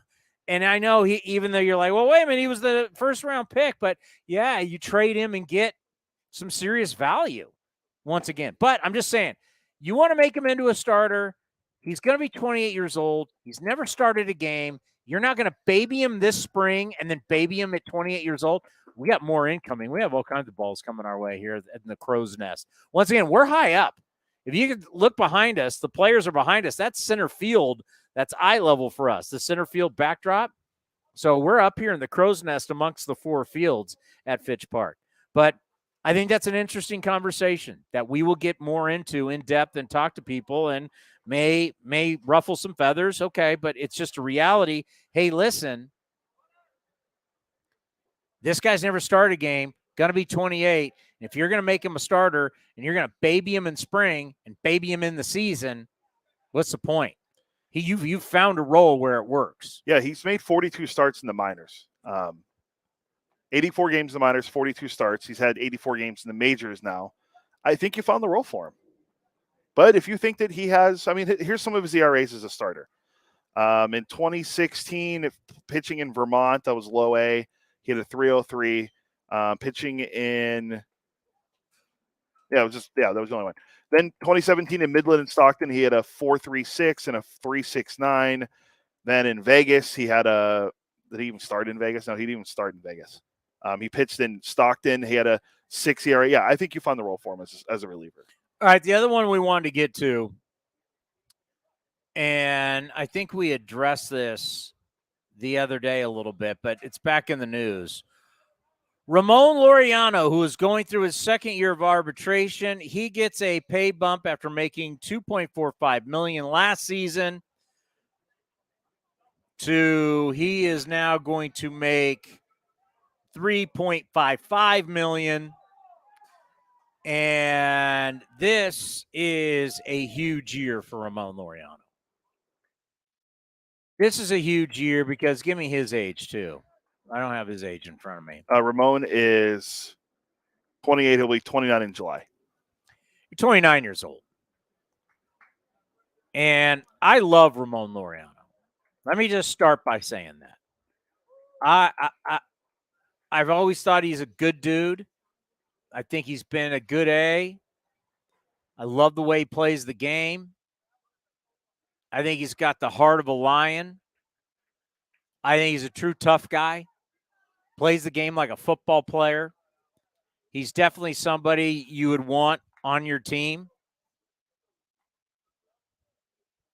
One of the greatest things I've ever seen on a baseball field is when he tried to take on the entire Houston Astros dugout by himself. I mean, that's a guy you want to play with, right? He's the kind of guy that, I mean, let's face it. He's the guy you want to play with. He's the one, as baseball players, you travel, you go out at night. Sometimes things happen at night. He's the guy you want out with you at night. When you're out at bars at night, he's the guy you want. I mean, Ramon Laureano's not afraid of anybody. He's the guy you want with you at all times. I love me some Ramon Laureano. Who was that? Who was it? The hitting coach for the Astros? It was Alex Centrone. Alex Centrone. How do you remember that? I don't know. I have a weird memory. Alex Centrone. No one even knew Alex Centrone won. I think he had a cup of coffee with the Blue Jays or something like that. Well, let's see now. Now I'm curious. He's not the bench or no. So I thought he was the bench. He's the hitting. Well, was he the hitting coach? He had a negative WAR in his playing career. He had 33 Who did career he play homers. for? Let's just run it down real quick. I do remember him as a Diamondback. He was with Arizona. He was in the World Series. No, I don't think he got a ring. He was with Arizona, the White Sox, the Orioles, and the Nats. So whatever Centrone was barking at Ramon Laureano, Ramon had enough. And this was the COVID year, right? Yeah, it was 2020. He was 20 games. He was suspended 20 games. 2020. That was always the funny. That was, I mean, not funny, but that was always the kind of ridiculous thing about we need to protect each other. We're staying away from each other. And everybody was cool with that until there was a scuffle. And all of a sudden, all the players are on top of each other. I mean, literally, you had Ramon Laureano and these Astros all on top of him, and it's COVID. There was a couple other dust-ups that year, too. Yeah. There was one early on, too. Was it the Angels? It was somebody. And they got into it. You're like, wait a minute. You guys all said in the players union, we're all worried about protecting each other. And now you guys are and it was like from some small reason that all these players were up against each other and no one ever fights and everybody. That's the thing. Ramon Laureano went to fight. He was ready to fight everybody. That was real. But the dust up early on in the season of 2020 in the 60 games, it was oh, look, I'll see if I can find it. It was the Angels or it was somebody. And it was like, hey, I thought you guys were all stressed out about COVID. That's what you said. Now you guys are all bumping each other's chest, which was absolutely ridiculous. But this is a huge year for Ramon Laureano. And I don't really know what this year is for Ramon Laureano. Really, what is it? He came back. We talked to him, and it was really cool. If you remember back at spring training last year, Ramon told him at the beginning when we got there, said, hey, Ramon, we got to have you on the show. He said, no problem. And it was towards the end of our time there, and we were leaving. Remember, he came and found me. Yeah. And he was like, hey, I'm sorry. Let's do the interview now. Okay, yeah, of course. That's the kind of guy he is. He's very thoughtful. So Ramon Laureano, by the way, Dallas Braden's wife has shown up with 3 kids, 2 dogs, and one of the dogs is a Great Dane. Do you see how big this dog is? Yes. Well, Jesus. Dallas Braden's wife has a baby, like a baby Bjorn. When my kids were young, they were baby Bjorns. I don't know what I think that's what we still call them. I don't know what the new baby carriers are. She's got a baby Bjorn with a baby on her chest and a Great Dane dog. But the Great Dane is like 3 times the size of all 3 of Dallas Braden's children. The whole Braden family, including the dogs, is in Arizona. And Dallas Braden is supposed to be joining us sometime soon. But where are you coming back from this suspension? And he felt bad. He had to own it because anabolic steroids, when you test positive for an anabolic steroid, this is not, I got something tainted at GNC. I mean, some guys have even tried to say, oh, I got this thing at Walgreens. No. Walgreens. No. You weren't at GNC. You weren't at Muscle Max or whatever. You weren't as you can tell, Cody and I have not been to any of these stores. I would say, what the hell is Muscle Max? That was in our area in the South Bay. Really? Yeah. I've only ever seen GNC and Vitamin World. There was Muscle Max. I don't even know if it's still Vitamin around. Vitamin World or Vitamin You're not getting your creatine or your amino acids. And, all right. So actually, you know what's funny? When I'm at Costco, they have an area in every Costco for whoever is still buying, who needs this amount. I need this amount of protein when I work out because I'm trying to grow, bro. Yeah. Today's grow day. I'm growing. It's bench press. When I tried the tries, I'm growing today. When I tried to do the gym in when I was like 21 or 22 years old, whey protein was a big thing. Making the protein shakes. I'm like, yeah, I'm good. I'm not going to buy this powder every couple weeks. Yeah. It's grow day.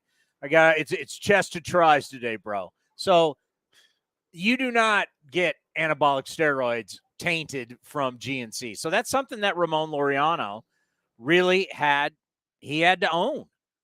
And when he came back, this clearly, like, he did not want to do a long rehab assignment, which is not really a rehab assignment. You don't call it that, but when you're coming back from suspension like that, but just to tune you up, he didn't want it. I want to get back in. I want to prove. I want to show. Well, the problem was his approval was a .211 batting average, 13 home runs, 34 RBIs, an OPS of 663, which is way below average. An OPS plus of 92. Remember, 100 is your begging average. Anything under 100 means anybody could play it. He also struck out 104 times and 346 at bats. I mean, a 92 OPS plus is bad. That's just bad. So Ramon Laureano, unfortunately, was bad. And as you mentioned, struck out a ton. He's going to be 29 years old. The A's have brought in Christian Pache. That's a whole nother story. Estuary Ruiz is the kid that's a part of the Sean Murphy trade that a lot of people in San Diego were very high on. He was traded for Josh Hader in Milwaukee. He was a huge part of the Hader deal. They think there's a ton of upside there. I don't know what the future holds for Ramon Laureano, because you say, how's the pricing for him? Well, the pricing for him, it's not a lot of money at $3.55 million. I just don't know, as of right now, who would want him. Like right now, after what you saw last year, he's not a player that he is not in a situation right now where you would acquire him and stick him in AAA for depth. He believes he's a big league starter right now. And he just signed a 1-year deal, $3.55 million. What do you do? I think you have to give him a chance, see if he can still improve.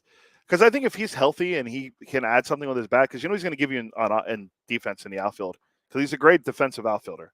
Between the catches he makes and the throws he makes, he's always going to be plus metrics in defensive WAR. But can his bat come around? I mean, the year prior in 2021, he had 246. Now he played in 88 games and was suspended, he was also on anabolic steroids. Yeah, but the year before in 2020, he hit 213.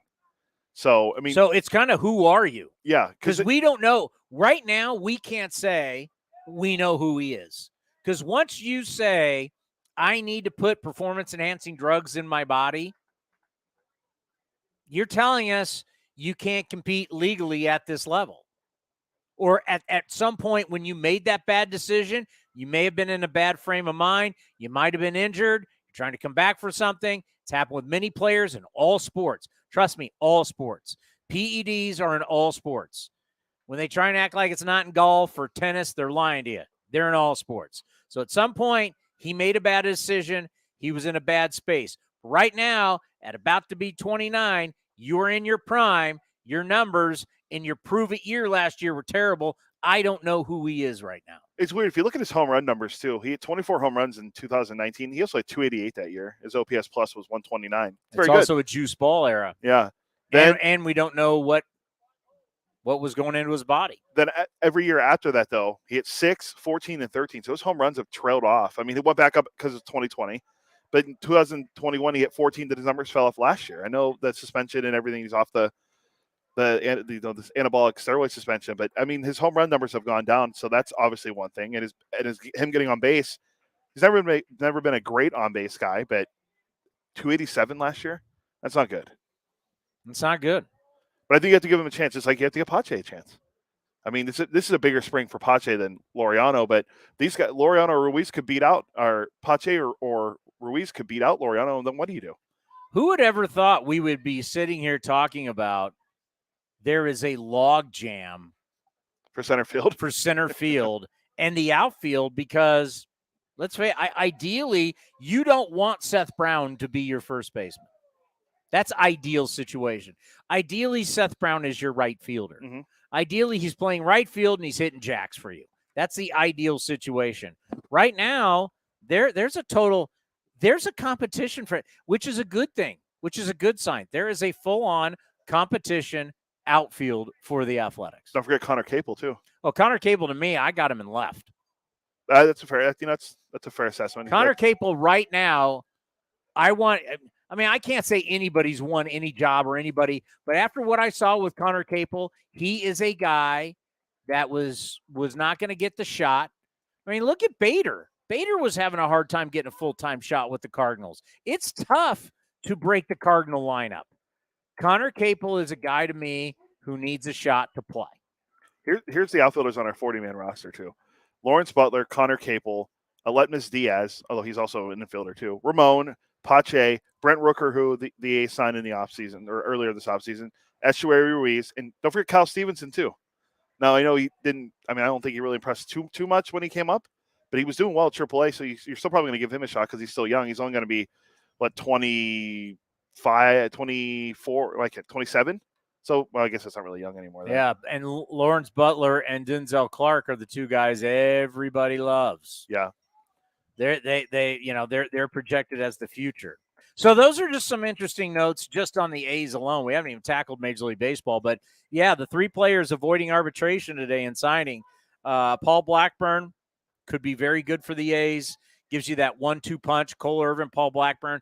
Once again, You can get close to 30 starts from those two guys. It gives you around 60 starts. Now you got to figure out the other 100. That's good. Ramon Laureano, who are you? What are you? And where are you going?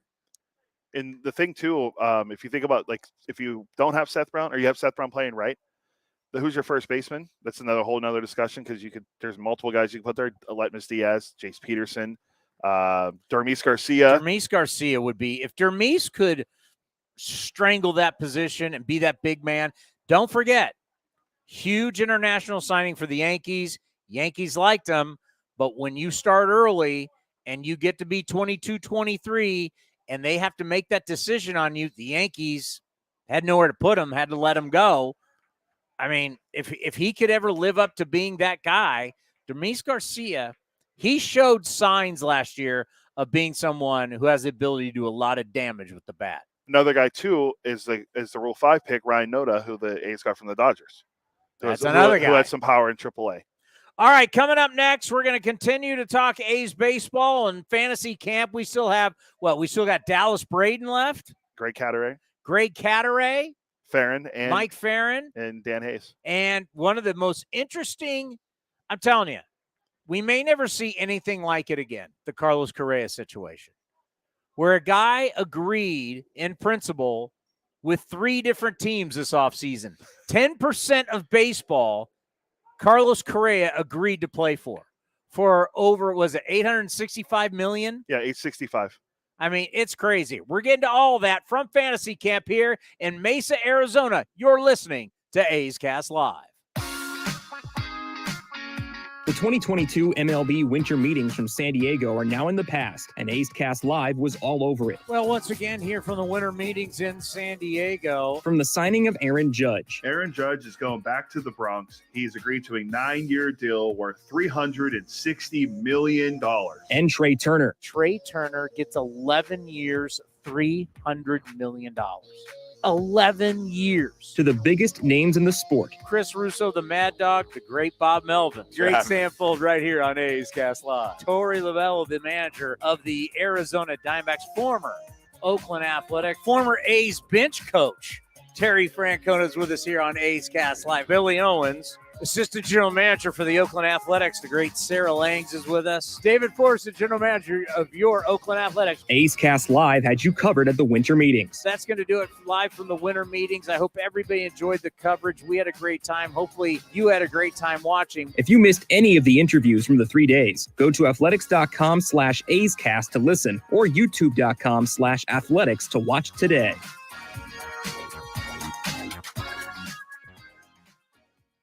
The Oakland Athletics begin spring training on February 25th.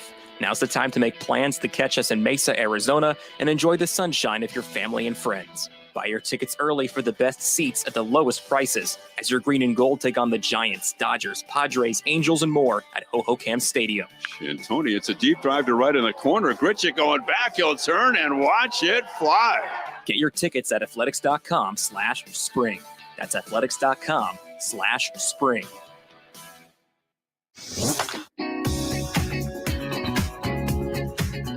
Derek Shelton, manager of the Pittsburgh Pirates, joined Townie in San Diego at the winter meetings to talk about Ray Fosse. My dad and Ray grew up in bordering towns in southern Illinois, so the whole time growing up, we always heard the stories about the Legion Ball battles or the Little League battles that my dad and Ray had, and I think as we were talking coming into it, when coming into Oakland, it was my favorite part, doing the pregame show with him, and being able to sit and talking to him and listening to him and Vince. I mean, someone that's sorely missed and definitely affected me because, for a long time when I first started as a young coach, he was even a mentor to me as a broadcaster. He was a wonderful human being.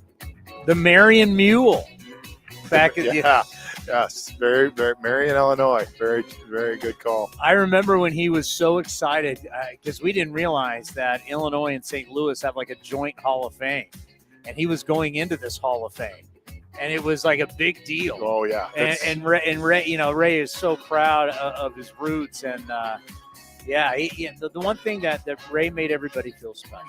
That he did, and I think that goes back to why he so deeply affected me when I started as a young hitting coach in Cleveland, and he had Cleveland ties, and just the conversations. for a guy that was learning the ropes of the big leagues, he was extremely helpful. And I think, like you said, and your whole fan base, someone that's extremely missed. You can watch the full interview at youtube.com/athletics or listen at athletics.com/A'sCast. Humanity has accomplished a whole lot so far. We created penicillin, the automobile, and the internet, not to mention drones, duct tape, and the hot dog. It's all thanks to the power of human connections. And Ring Central's here to make that even easier, more seamlessly and securely, on a platform built to grow your business. Say hello to a whole new way to say hello. Visit ringcentral.com and say hello to possibilities. Ring Central. Message, video, phone, together. This is Chris Townsend for the Chicken Pie Shop of Walnut Creek. Great news! Our indoor dining is back, along with our beautiful patio dining. Come taste our world-famous chicken pie that has been served in Southern California for 83 years. The Chicken Pie Shop of Walnut Creek has one of the most dynamic menus, plus a full bar. Pot pies, gourmet burgers, sandwiches, salads, flatbreads, and more. Don't forget, we still do takeout and delivery. For all the information, go to chickenpieshopwc.com. That's chickenpieshopwc.com. The Coliseum has gone by many names, but none better than the Last Dive Bar. Hi, everyone. Ken Korak here, and my friends at Last Dive Bar are helping us celebrate our longtime home. Last Dive Bar has the most unique merchandise for all Oakland baseball fans. T-shirts, sweatshirts, the Ray Fosse line, and my personal favorite, the lights have taken full effect. Visit their website at lastdivebar.com or follow them on social media at Last Dive Bar. All proceeds are invested back into the A's Community Fund and their affiliated charities. Go to lastdivebar.com. That's lastdivebar.com. If you're looking for a new mattress, Nest Bedding has you covered. Sleep on the same mattress Hall of Famer Ricky Henderson sleeps on. Nest Bedding is a national brand with family-owned prices and service. You can shop at one of their Barrier locations, and all stores are sanitized and safe, or you can navigate their easy-to-use website, nestbedding.com. That's nestbedding.com. Green and gold fans, use the coupon code Oakland and you'll get 10% off your entire order. Nest Bedding, love where you sleep.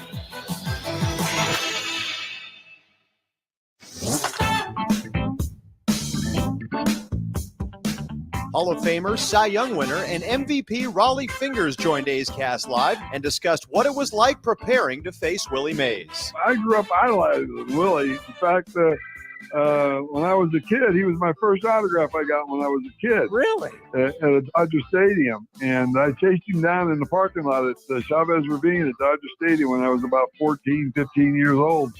And I asked him for his autograph, and he gave it to me. And then 13 years later, I'm facing him in the World Series, and I'm the last guy to strike him out. The last hit he got in a big league uniform, and his last RBI was off of me. It was all last hit, last RBI, last K was all you and Willie Mays. Yep, yeah, in his career. I told Willie, I said, Willie, and when I went in the Hall of Fame, I told Willie that story, and I said, Willie, it's a good thing you gave me the autograph. I'd have drilled your ass. That was awesome. You can watch the full interview at youtube.com/athletics or listen at athletics.com/A'sCast. A's Cast Live continues from the town. Here's Chris Townsend. Well, he's one of our all-time favorites. Great Caderet. The Caddy joins us here on A's Cast Live. Obviously a staple of fantasy camp. Former Athletic. Of course, you remember him as one of the great years for a lot of you A's fans. 1988 helped him get the A's to the World Series. How are you? Doing good, other than the way my team's playing right now. Yeah, we're looking out. It sounds like you're having a little struggle with your ball club. We're having a little struggle. We're going through a stretch where if they do hit it poorly, they're hitting the perfect spot on it. You know, everything's falling in. Our few guys that hit it hard are right at people, so hopefully it turns around before long. Well, you know, it's sometimes you have a little bit of tough weather, but you still got a long way to go here at fantasy camp. Yeah, the hamstrings are going left and right for these guys, so we're hoping they deplete themselves before we get to the championship. you know what's going to be tough is when we have a lot of guys going on the IL first game. Yeah, We went today. Judy offered me 3 first-round picks for 2 hamstrings. Oh, did he really? Yeah, Did you give in? Yeah. And a ham sandwich? We didn't have enough to make a trade either. So these guys are gonna have trouble getting through the airline security with all that ice packed on them and stuff. It was so funny today watching guys walk around in uniforms and they got the ice packs on. It's like, yep, day 2. They went a little too hard on day 1. Yeah, I think the players had to start a 401k for the trainers. When I think about your career, and God, if we could put you in a time machine and bring you back, because you are one of the lefties that could go a lot of innings. I mean, you multiple times went over 100 innings in your career. The value, they saw a value in that when you played, but now the value in that is huge. Probably wouldn't be any value if they go 1 inning, they're out of there, right? They don't let you pitch any more than that. But yeah, you can always do the what if. The guys before me said the same thing, and the money I was making, and you look at it now and say, yeah, that would have been another $20 million. Would have been nice. but for the first time, in baseball, they're now saying, well, if we're not going to let our starters to go deep, somebody's got to pitch and somebody's got to give us innings. So the value of going more than 1 inning and the value of going a ton of appearance and a value of, I got to look up here how many times you did it, but I know you did it. Looking back from the times we worked together doing TV, and I looked up your numbers, you went over 100 innings multiple times. Well, I give Dallas crap. I'm like, I only started 35 times. I got more complete games than you do. Yeah. Let's see, you did 1, 2, 3, 4 times you went over 100 innings. Yeah. And the big thing is, 70 games, to go with it too, or whatever, 60 some. So it was a different world. We didn't worry so much about down the future. It was about competing and being on the field. And then the ball, it's not just the players. The ball clubs are that way too. They're protecting their investment. Yeah. And in those days it was try to win today and try to win again tomorrow. Yeah, you do have in your career, you do have 4 complete games. Yeah, 35 starts. Now, what was it? Matt Scherzer went 200 some starts before he had his first complete game. One of the greats today. It doesn't happen. Yeah. They don't let you. Even if you're good enough, they don't let you do it. In that, it's hard to believe too. Like if you're a starting pitcher, the last thing you want to do, or that's how you were raised, you knew your arm was better than the guys in the bullpen. Yeah. Well, you knew you were better than the guys in the bullpen, so you didn't want to give up your game to those guys in the bullpen. Well, I mean, about the time I came in, that wasn't necessarily the case. Before that, it was, all right, failed starter was in the bullpen. When Tony came along, the bullpen's changed. Now all of a sudden it was turn it into a 5-inning game, and Eck was getting the ball no matter what in the 9th, unless it was Stu on the mound, so he started putting better arms in the pen like they do now. But unfortunately, before guys get to develop, they're already putting them in the bullpen. He throws 100s, put them in the bullpen. We threw 140 pitches in the minor leagues, and I can test that's where you learned how to pitch. Until you get tired, you don't know how to pitch. You're throwing. And once you get tired, you're like, okay, I'm out here naked right now, man. I better come up with something. I better hit a spot. I better get that change up over that I never could get over. My career is going to be over with. So it forced you to learn. You learned about yourself, which I thought was fun. I would hate to play today, and just go out there and throw and pitching when you didn't have your good stuff was some of the most fun in the world. Well, I think about 1988. I mean, you had a pretty decent year in 1987, but 1988, clearly the light went on. 5-2 with a 2.89 ERA, 3 saves, 71 2/3 innings.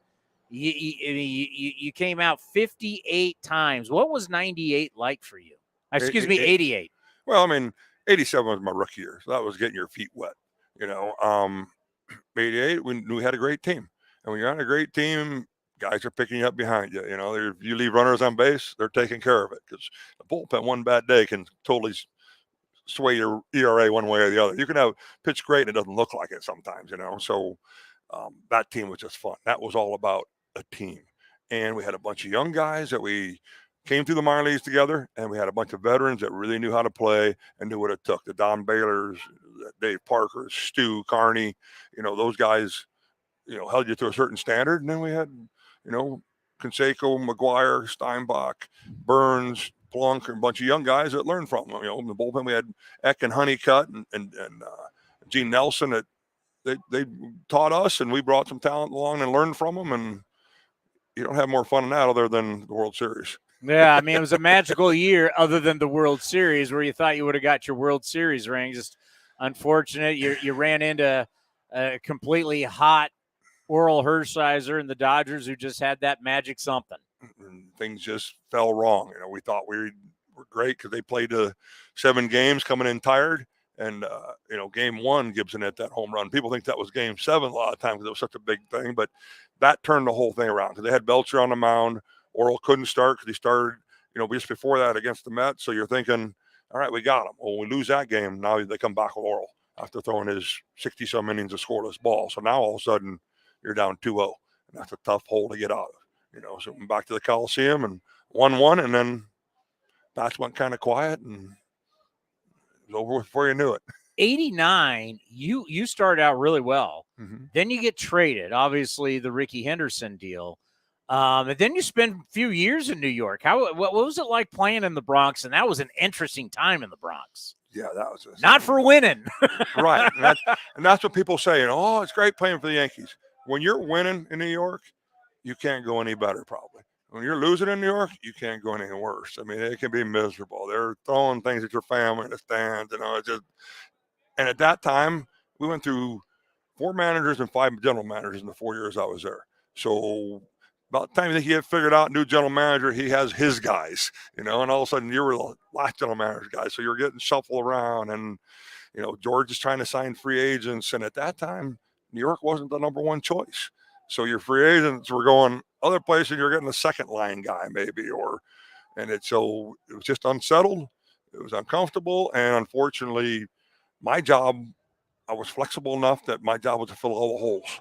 If somebody had a little problem, hurt in spring training, hurt during the season, I need you to start 4 or 5 times so he comes back. We lose Steve Howe, gets suspended. Greg, I need to move you back in the bullpen. I know you're leading the ERA and, leading the league in ERA starting, but we need you in the bullpen because we just lost him, Steve Howe. And then, so it was a lot for me. It was stressful, but I learned a lot about myself and, probably my best years of my career pitching wise. Yeah. I got to do everything. I told my wife when I got traded, I was protected in Oakland. I was throwing, 3rd of inning, 2/3 inning. I never went more than 2 innings normally.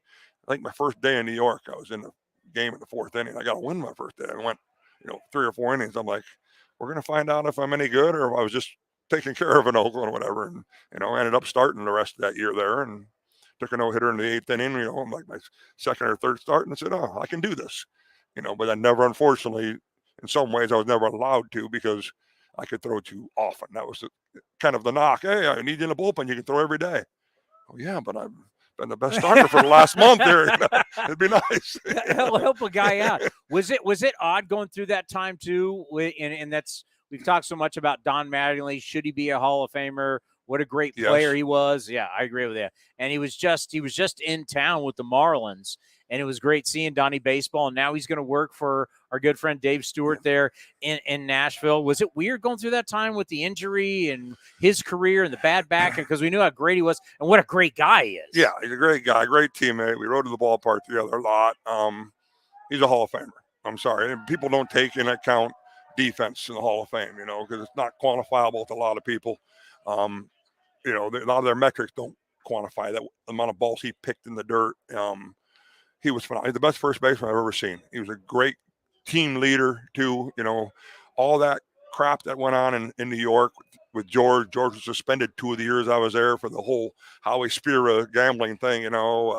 Winfield was there with me. We had that battle going on with George and Winnie, and coming off his bad back. He had a private investigator following Winfield, trying to get dirt on Winfield. I mean, it's crazy and stuff. That's what the Howie Spira thing was. Yeah. A convicted gambler. He's trying to get dirt on Winfield, and George gets suspended. I said he was there in New York for a crazy time. So that was all interesting that way. And we had some really good ball players there, but it was just a shuffle. They were trying to force guys in that were young. And New York, when you're young, it's a tough place to play. To come up, especially with a team that's losing, where there's more pressure on it. So we went through Kevin Moss, who came up and had a good first half, for him until the pitchers figured him out a little bit. A lot of young pitchers, stuff like that. So it was interesting. It was tough. It was hard on the family, but I survived on it and think I thrived on it a little bit. What does fantasy camp coming out here every year mean to you? Sunshine. I live in Michigan now. So. Yeah. It's fun. It's people love the game of baseball. So I've been doing this since 2001, I think, when I retired. From Dave Henderson was a good friend of mine, so I started doing it with him his first or second year after I retired. And some of these people became lifelong friends. They came to my kids' games. I've been to their kids' games, and you see them year after year. We've aged together. There's no doubt we've aged, but they're people that love baseball. They love the A's, and no matter thick or thin. So they're always good-natured, a lot of fun. Have a good time down here with them. So are you doing any more coaching anymore? I know you used to have your camps and everything. Are you doing any more? Is it now just now I work hunting, on the fishing, golf course, and golfing? And... Yeah, I work on the golf course, mowing fairways, and I help a few kids out. I coached up until last year. I coached independent ball. I was in Traverse City with the Beach Bums for 3 years, and then they sold the team, and it became a collegiate team in the Northwoods League. But then I did 2021 with the Lake Erie Crushers outside of Cleveland. And then it was time, like, all right, if you're living in Michigan, you don't get a better summer than that. And it's time to be home. If someone needs a coaching job in the winter for me, I'll come down here and coach. If we're gonna start baseball in Arizona this time of the year, I'll be on your staff. There you go, perfect. I mean, it's hard to believe. Like I know people we talk about, we get here for spring training, but after we're dealing with having some serious weather conditions in the Bay Area. I don't want to hear any of you guys complain. You've been on fire for 5 years. I don't want to hear any complain about rain. The amount of water though that we're dealing with, it's unbelievable. But to come down here, it's and then you got your old teammate Terry Steinbach, who's going to be down here for a month. He's like, get me out of Minnesota in the snow, and I'll be here for a month. We were talking about doing the same thing. Last year we had a plan, and they closed, COVID right the week before fantasy camps. We ended up not coming. And I got a daughter in Colorado and a son in California, so we kind of make the loop and visit them. But so next year we're discussing it ourselves. I'm like, I spent 10 spring trainings in Florida. I don't like Florida that much, but Arizona, I come down here for a month. Better fishing than people realize, so I get some fishing, get some golfing in, some sunshine. Can't beat it.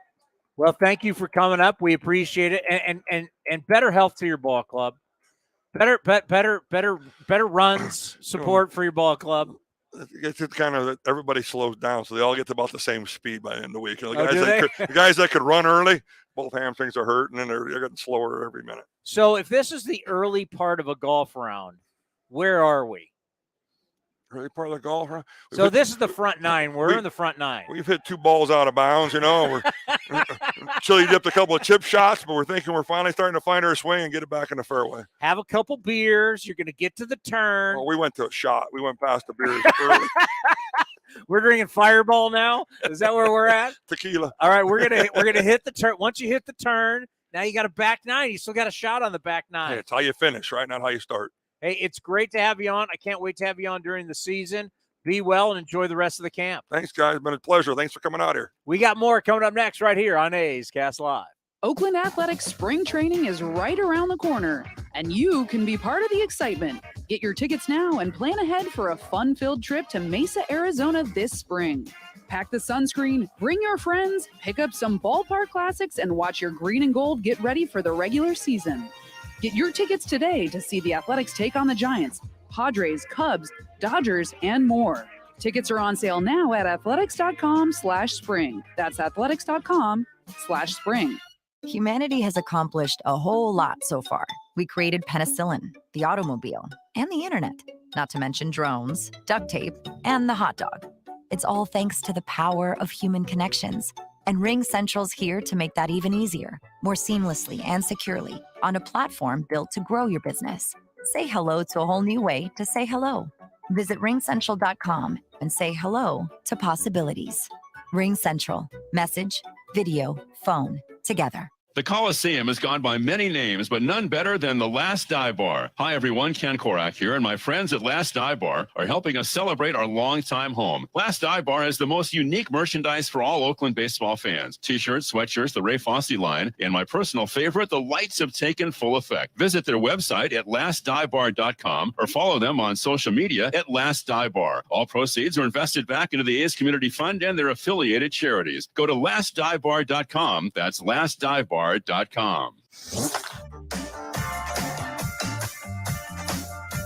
Martin Gallegos of MLB.com stopped by A's Cast Live and laid out the plan to build the next core of players for the A's. In terms of getting more competitive towards next year, you hope that some of these guys who got called up this year, like Shea Langoliers, Nick Allen, Jordan Diaz, some of these guys, take that next step next year, have their full year under their belt.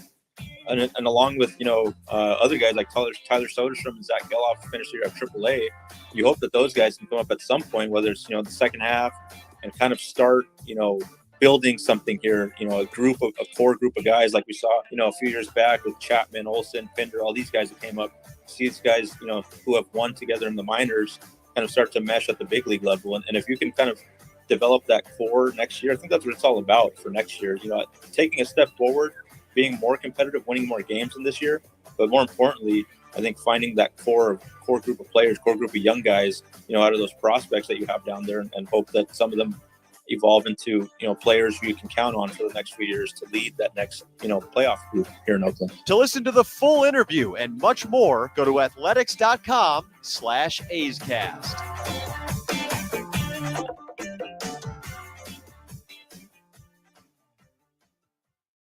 A's fans, there is no better way to stay in touch with the A's and even our players than following us on social media. Just head over to athletics.com/social. That's athletics.com/social for a full list of our social coverage, from player accounts to Twitter handles and more.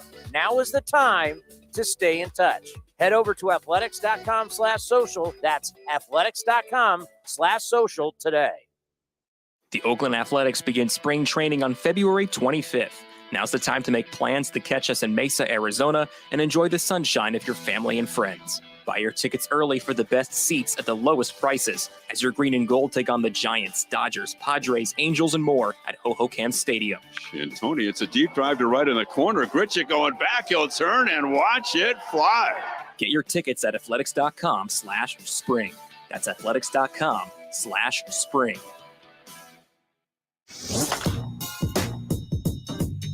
Harold Reynolds was on A's Cast Live and described the phone call he got from Ricky Henderson in 1987. Ricky's always talking in the third person, and I'm sure you guys have got to know him a little bit.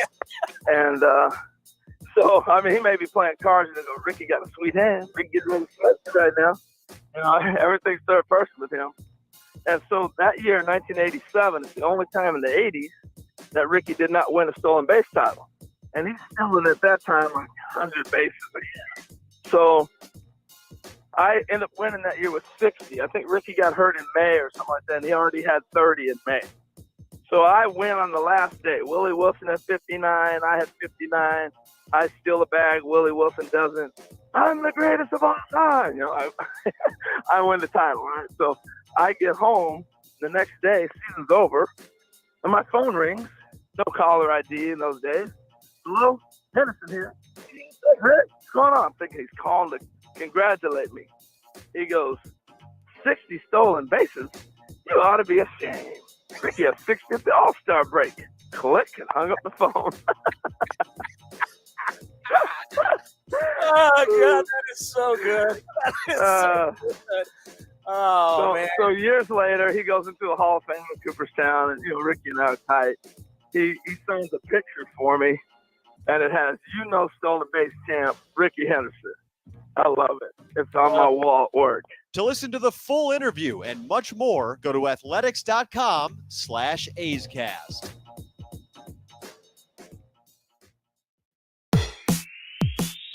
If you're looking for a new mattress, Nest Bedding has you covered. Sleep on the same mattress Hall of Famer Ricky Henderson sleeps on. Nest Bedding is a national brand with family-owned prices and service. You can shop at one of their burial locations, and all stores are sanitized and safe, or you can navigate their easy-to-use website, nestbedding.com. That's nestbedding.com. Green and gold fans, use the coupon code Oakland and you'll get 10% off your entire order. Nest Bedding, love where you sleep. Some things just go together. Peanut butter and jelly, cookies and milk, Oakland and Kaiser Permanente. If that last one caught you off guard, it shouldn't, because Kaiser Permanente has been helping keep Oakland healthy since our very beginning. And as the official healthcare partner of the Oakland A's, that won't be changing anytime soon. Whatever you may need, you can trust Kaiser Permanente to help keep you feeling your best. Kaiser Permanente. Thrive. Visit kp.org today. Hey, A's fans, You know that running your own business is a slugfest every day. That's why businesses have been counting on Mechanics Bank since 1905. From operating lines of credit to equipment and real estate loans, they can help build your lineup to meet today's challenges and prepare for tomorrow's opportunities. Stop by your local branch or visit mechanicsbank.com today. Mechanics Bank, the official East Bay Bank of the Oakland A's. Member FDIC and equal housing lender. All loans subject to program eligibility and credit approval. A's Cast Live continues from the town. Here's Chris Townsend. We are back at Dallas Braden Camp here in Mesa, Arizona. Lou Wolf Training Complex, also known as Fantasy Camp. But when Dallas Braden gets here, let's see, we have a wife, we have 3 kids, and we have 2 dogs. Can we get the Great Dane? We got to get a picture of the Great Dane here. Come here, buddy. Can we get the Great Dane in the shot here? Come here. Naughty boy. That's your baby right there, huh? Oh yeah. He's my baby. He's the only other source of testosterone I have around the house. So him and I that's it. Thick as thieves. Me and my guy. Just me and my guy. That's all you got. That's it. I got the same thing at my house. That's all I got. So I got a wife, 2 daughters, and a dog, Spencer. It's me and Spence. Yeah, we roll deep. Yeah. That's it. You got to keep him close. He? That is a monster dog. Yeah, and you know what? He's honestly, Townie, he's just he's probably the smallest of the 3 Danes that I've had. I've had a female who was probably north of 200 pounds in her prime.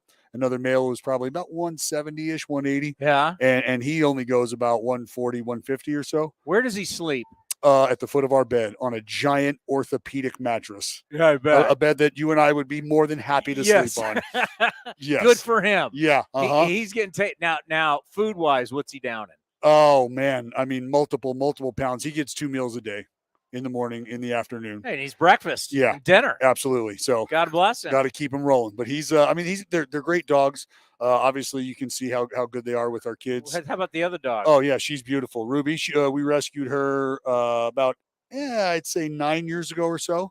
And she's grown up with the girls. They are both very, very protective of these girls. They follow them everywhere. If mama's got the baby in her arms, both of these dogs are right behind them.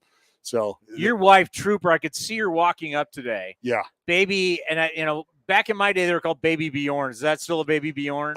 Yeah, like some kind of swaddle, whatever it is. Yeah, whatever. Yeah. Mm-hmm. So she's got the baby on her chest, the 2 girls with her, and the 2 dogs. I'm like, Trooper. Yep. Total trooper. She's rolled with that trio all the way to West Virginia and back by herself. She rolled to West Virginia and back pregnant with these 2 behind me with her all by herself.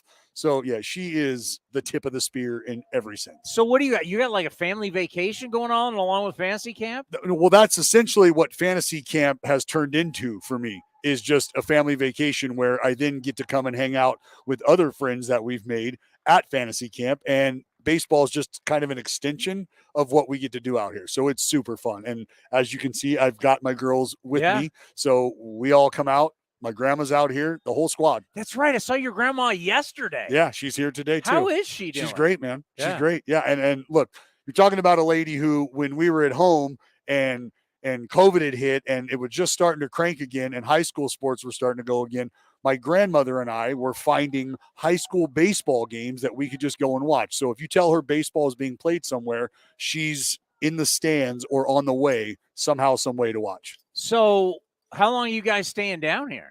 Well, we're going to be here until the end of camp. So through the end of camp. Through the end of camp? Yeah, through next week. That's where the MVP of this camp we found out is Terry Steinbach. You're like, he's going to be here for a month. Yeah, he's hunkering down. Good on you. He's hunkering down. Yeah, that is the way to go. Yeah, well, hey, you come out, there's a lot of different things to do out here aside from just Fantasy Camp. So once Fantasy Camp kind of burns its wick, there's a lot of other things to do out here to entertain yourself. Because you guys are getting hammered in SoCal with the rain, just like we are in Northern California. Pounded, had a mudslide in the backyard, had the pool crushed. Shout out to Zach, our pool guy. He's doing a great job of getting that Zach, back in the shape. pool guy, always key.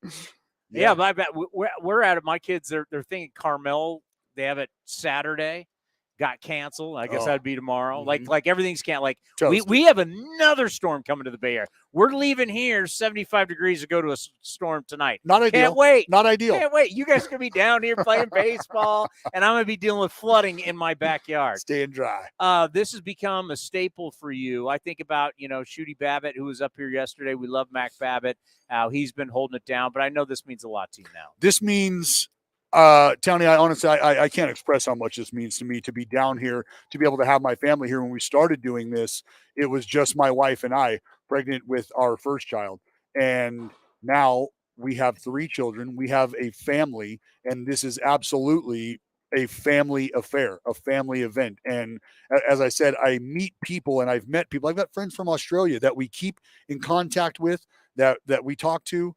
And I mean, they send our children gifts. They're just, these are awesome friendships that we've been able to cultivate. And it's because that family environment, that friendly atmosphere is the hallmark of this camp. And Dave Henderson started that. And we've been fortunate enough. I've been honored and lucky enough to be able to come back and kind of continue what he started here with a great group of his friends.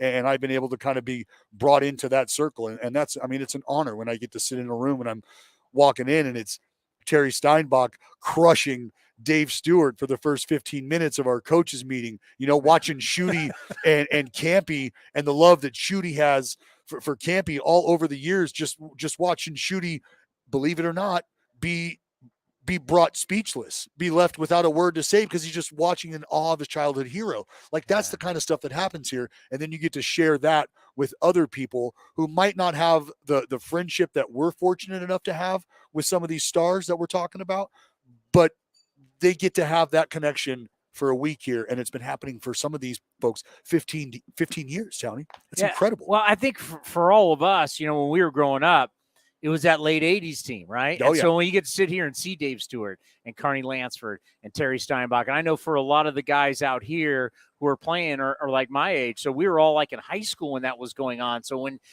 Terry's sitting here or, Dave Stewart, or I get to do TV with Stu, you're always like in the back of your mind, like a little kid going, I'm doing TV with Dave Stewart. Always. I mean, we do the pitching clinic together here, the pitching camp, the skills.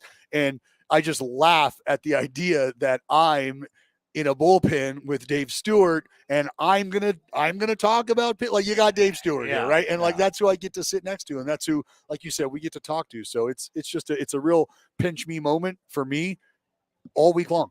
Well, I think one of the things that for you and Dave Stewart, you have something very in common, which I think resonates with our fan base. Not only are you guys, I mean, he's from Oakland, you're from Stockton, we consider you Bay Area friendly. I'm in there. You're right in the ballpark. But you're also 2 guys, you're not bonus babies. You look at your route all the way from Stockton through Texas Tech. I covered your whole career. He's never like, no one ever said, Dallas Braden, you're going to be a big leaguer. No one ever said, Dave Stewart, you guys had to earn everything you got in this game. And I think that's why there's a relationship that you guys have. You both understand. I think the fan base gets that. You both had to earn everything you got. Well, like, and not to get too intimate, but yesterday there was a moment where, it's Stu and I, and there's folks around us that we're talking to. And then him and I just start kind of talking, and we start getting deeper and deeper and deeper into the craft, deeper and deeper into the nuance. And I'm listening, and, and I'm talking about things that I did, and it's just, I look up and it's been 25 minutes and it's just now Stu and I, and there's nobody else around. And it's just him and I talking about the game. And I know I sound like a broken record when I talk about Stu, but this is a guy who I'll never forget, my mother brought a Taco Bell napkin home, and she was not an autograph seeker. She didn't know who baseball players were, but she knew that Dave Stewart was at Taco Bell doing an autograph signing in Stockton for whatever reason. So she sees the sign, she pulls over, she gets the autograph. That's awesome. And like to be able to tell Stu that, like, man, I've had your autograph on a Taco Bell napkin since I was 9 years old. Like, you're like, Dave Stewart. You're Dave Stewart. Yeah. Come on. Yeah. And so to be able to call Stu a friend and a close friend, it's just one of those things that, that kind of stuff's not reserved for me, Well, the thing is that, I think about our beloved Ray Fosse and how the people that I knew that watched the teams in the 70s and then grew up with him as a broadcaster in the 80s and the 90s. And then as we're sitting here talking about, we're talking whether when X shows up or Steiny or any of these Carney or any of the great guys from the 80s. And then you now have this other generation. You're now becoming that generation of guys that people now remember everything that you did. And so you're sitting here looking at Stu.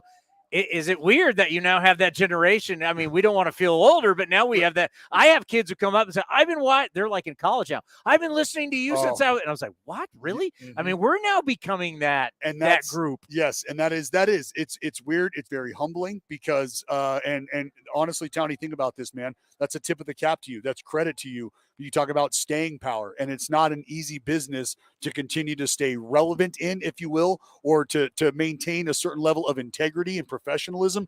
Those are things that you have to do to stay in the game, if you will. And so I think that's a tip of the cap and a credit to you on that front. So I'm not surprised by any of that you're getting those acknowledgments and getting that love. That's well deserved. But it's kind of weird, right? Because it's weird. We've been around. Well, I'm talking to guys out here who have brought their kids out to fantasy camp, right? And there used to be an age limit on your kids coming to fantasy camp, and we knocked that down because, hey, people are calling. They want to be a part of it. They want to come out. And so you take a few years off, boom, the floodgates open. Everybody's here. And honestly, Townie, what's that brought? That's brought hey, man, since I was 9 years old, and I'm like, get your ass out of God bless it. Yeah. When it was you and Brett Anderson and you still talk to Cahill and I'm what like, about Gio? Oh yes. So I get it all, but again, it's very humbling, right? Yeah. It's so cool because you just don't think, you're walking down the street or you're at a ball game. You don't expect anybody to see you, say hey or whatever, and it happens. And it's just it's very cool. And now you have that mantle of being one of the faces of the brand when it comes to the media, when it comes to the television broadcast. You started with the umbrella underneath home plate, which was always a lot of fun. Yes. And now expanding to being with Glenn. What has that transition been like where it's an everyday thing? You are an ambassador of this organization. Well, first of all, it's not possible without the example set for me and without Ray bringing me in the way he did and showing me the ropes and allowing me to ask the questions that I think are necessary to ask if you want to be good at whatever it is you're doing. And at times there's a situation where, there might not be a high level of interest in someone to bring along somebody else. Right. Yeah. Because Foss is a Hall of Famer, man. In my eyes, like you want an example on how to do the job. That's it. It's that simple. It's that. Brought it every day. Brought it every day. And that's where, and that was the one thing that perked me up when he started really, giving me the business, when he started laying it down for me and explaining to me. And what that means is, just how he would keep score, what he would keep track of and why, what he would keep with him, just ways he would try to form sentences and thoughts, and when he was trying to bring things in, when he would back off, and all of that are those are very important pieces to the craft. And for him to lay that out was, it was something he didn't have to do, and something that he made very clear to me that the only reason this is happening is because, one, I respect you, but I appreciate the work ethic as well. And I think that you care as much as I do. So to your point about having the responsibility of being a forward-facing member of the band or the brand, that means a lot to me. And our fans, 30 other color broadcasters are going to tell you the same thing that I'm about to tell you. But we've got the greatest fans and the most dedicated fans to our team that you could possibly have. And I take it as a personal responsibility to make sure that I show up each and every day the way they show up for their players each and every day. Well, you love it. You grew up a fan of it. You then played for it. It's not an act. I think a lot, I'm not trying to throw any of the 30 guys under the bus, and there's a bunch of teams have multiple guys, but they do it. It's a paycheck, whatever. You do this because you like the perks, but you love it. You live it. This is life. I've got my 2 daughters behind me. My dog's up here, like you've already talked about. I've got my grandmother and my beautiful wife sitting across from me with our 3rd child. So this is family. This is what I know. This is baseball. And oh, by the way, Cody, one thing Cody has a hard time with, he looked out and saw left-handed catchers. I go, that Scott Emerson's got it. You got it now, the left-handed catcher's glove. Oh, yeah. Is this going to be a new thing now? Are we going to have left-handed catchers in baseball? I mean, I'm not opposed to it. It's been a long time since we've seen one. Commander, there's no reason, there's zero reason we should not be getting the opportunities that are out there. There's zero reason. When you think about the ability to snap to third quickly, we've got that in the bag. Think about the ability to just get it on over to first, maybe even in front of a lefty behind. You don't have to. There's a lot that we could be doing back there. Somebody made the decision a long time ago saying lefties can't catch. And they're really, when you think about it, if we're just talking about the throw to first, because now, I mean, we've got so many guys who are being raised to be left-handed hitters. I know buddies that I played with have turned their sons into left. You got so many left-handed hitters. Why not a lefty catcher throwing down to second base? Come on, why not? Why not? And think about this. I mean, look, how rarely are they fielding the ball themselves these days? But as a left-hander, any ball I field, I really have the ability to either plant off my back foot or continue my momentum taking me to the bag through the play, right? If I'm a catcher popping out from behind home plate, you put a bunt down third base, what do I got to do? I get over there, I put my left foot in the ground, I barehand it, boom, stick it in, fire, no problem. Ball over to the right side, I pop out of my crouch, continue the momentum, make a throw on the run, just like a right-handed catcher would. We've done lefties wrong in this sport, and it's time that there's a change. We get no love. It's incredible. Come on. You telling me that we've only got 5 positions we can play? That's it? That's all you got for me? Yeah, why can't you play short? Why can't you play third? 1989, last left-handed catcher for the Pirates. When? For the Buccos. 1989. Andrew McCutcheon's back. He is back. 1989. My whole day, nothing can ruin my day. That was the news I got this morning on the way to fantasy camp. So today was a beautiful day for me. You trying to tell me Don Manley couldn't play shortstop? Don Manley could have played shortstop. Well, I mean, we've seen him picking it over at third, turning double plays, turning the pin. I mean, come on. He's Donnie Baseball. Donnie Ball guy. Please.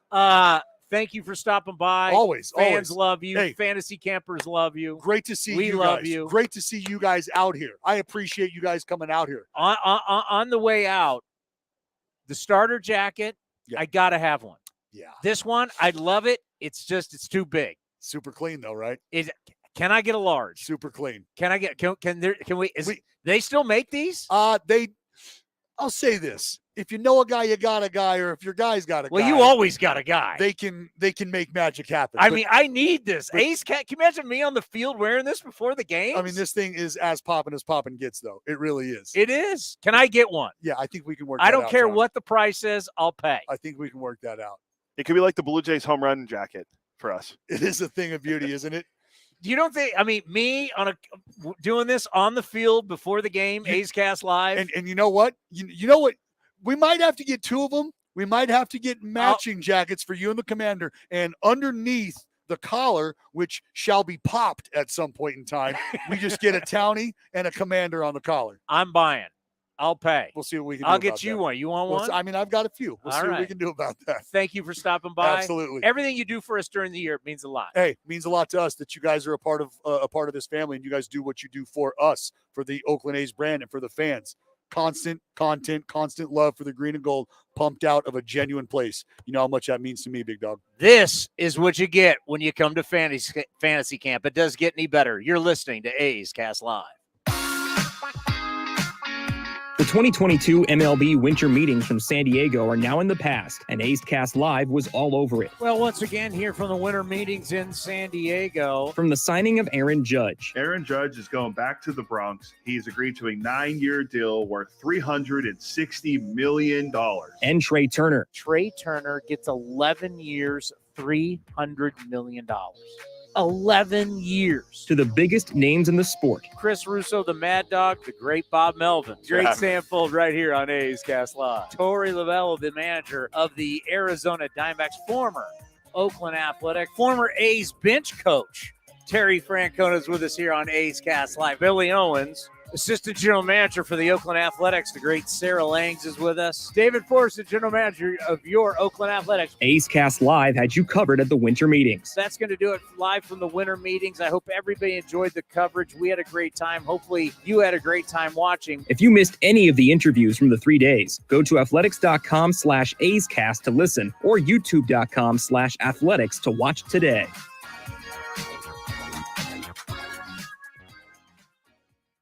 The Coliseum has gone by many names, but none better than the Last Dive Bar. Hi, everyone. Ken Korak here, and my friends at Last Dive Bar are helping us celebrate our longtime home. Last Dive Bar has the most unique merchandise for all Oakland baseball fans. T-shirts, sweatshirts, the Ray Fosse line, and my personal favorite, the lights have taken full effect. Visit their website at lastdivebar.com or follow them on social media at Last Dive Bar. All proceeds are invested back into the A's Community Fund and their affiliated charities. Go to lastdivebar.com. That's lastdivebar.com. The Oakland Athletics begin spring training on February 25th. Now's the time to make plans to catch us in Mesa, Arizona, and enjoy the sunshine with your family and friends. Buy your tickets early for the best seats at the lowest prices as your green and gold take on the Giants, Dodgers, Padres, Angels, and more at Hohokam Stadium. And Tony, it's a deep drive to right in the corner. Gritchick going back. He'll turn and watch it fly. Get your tickets at athletics.com/spring. That's athletics.com/spring. This is Chris Townsend for the Chicken Pie Shop of Walnut Creek. Great news! Our indoor dining is back, along with our beautiful patio dining. Come taste our world-famous chicken pie that has been served in Southern California for 83 years. The Chicken Pie Shop of Walnut Creek has one of the most dynamic menus, plus a full bar. Pot pies, gourmet burgers, sandwiches, salads, flatbreads, and more. Don't forget, we still do takeout and delivery. For all the information, go to chickenpieshopwc.com. That's chickenpieshopwc.com. Humanity has accomplished a whole lot so far. We created penicillin, the automobile, and the internet, not to mention drones, duct tape, and the hot dog. It's all thanks to the power of human connections. And RingCentral's here to make that even easier, more seamlessly and securely, on a platform built to grow your business. Say hello to a whole new way to say hello. Visit ringcentral.com and say hello to possibilities. RingCentral. Message, video, phone, together. If you're looking for a new mattress, Nest Bedding has you covered. Sleep on the same mattress Hall of Famer Ricky Henderson sleeps on. Nest Bedding is a national brand with family-owned prices and service. You can shop at one of their Barrier locations, and all stores are sanitized and safe, or you can navigate their easy-to-use website, nestbedding.com. That's nestbedding.com. Green and gold fans, use the coupon code Oakland and you'll get 10% off your entire order. Nest Bedding, love where you sleep. Some things just go together. Peanut butter and jelly, cookies and milk, Oakland and Kaiser Permanente. If that last one caught you off guard, it shouldn't, because Kaiser Permanente has been helping keep Oakland healthy since our very beginning. And as the official healthcare partner of the Oakland A's, that won't be changing anytime soon. Whatever you may need, you can trust Kaiser Permanente to help keep you feeling your best. Kaiser Permanente. Thrive. Visit kp.org today. Coming in at 5'3", it's #1 mom. She switched to Xfinity and got the all-new 3-for-1 bundle. Unlimited internet, streaming, and Xfinity Mobile. All for what you could pay wireless companies for just one 5G unlimited line. Boom shakalaka. Go to Xfinity.com/3-for-1, call 1-800-XFINITY, or visit an Xfinity store today. Limited time offer, restrictions apply. Xfinity Mobile requires post-pay Xfinity internet. After 24 months, regular rates apply to all services and devices. Unlock offers and receive exclusive in-game features by downloading the MLB Ballpark app for iPhone and Android today. Plus, get the latest information on game times, schedules, and more. A's Cast Live continues from the town. Here's Chris Townsend.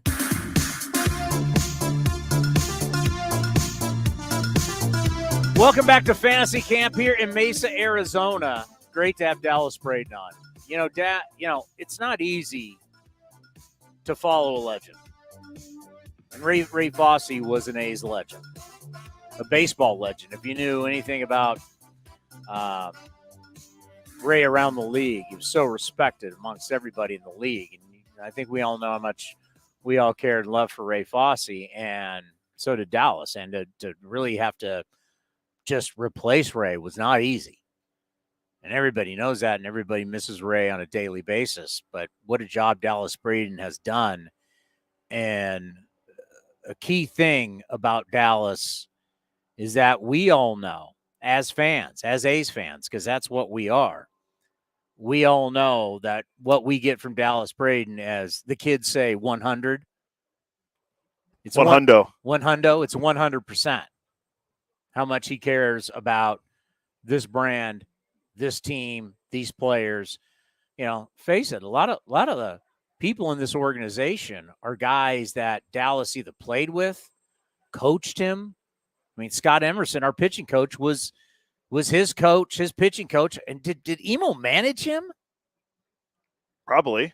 I don't know if Emo managed, but he was his pitching coach. I think he was a pitching coach the whole time. So it's like Dallas Braden's career he's still young enough. Now, at some point, Dallas will hit that age where now everybody is not guys he played with or he was, that happens for everybody. But he is still in that age where plenty of the people in the system, whether it is Darren Bush or it is Scott Emerson, the people around, they're either people that coached him, managed him, or he played with.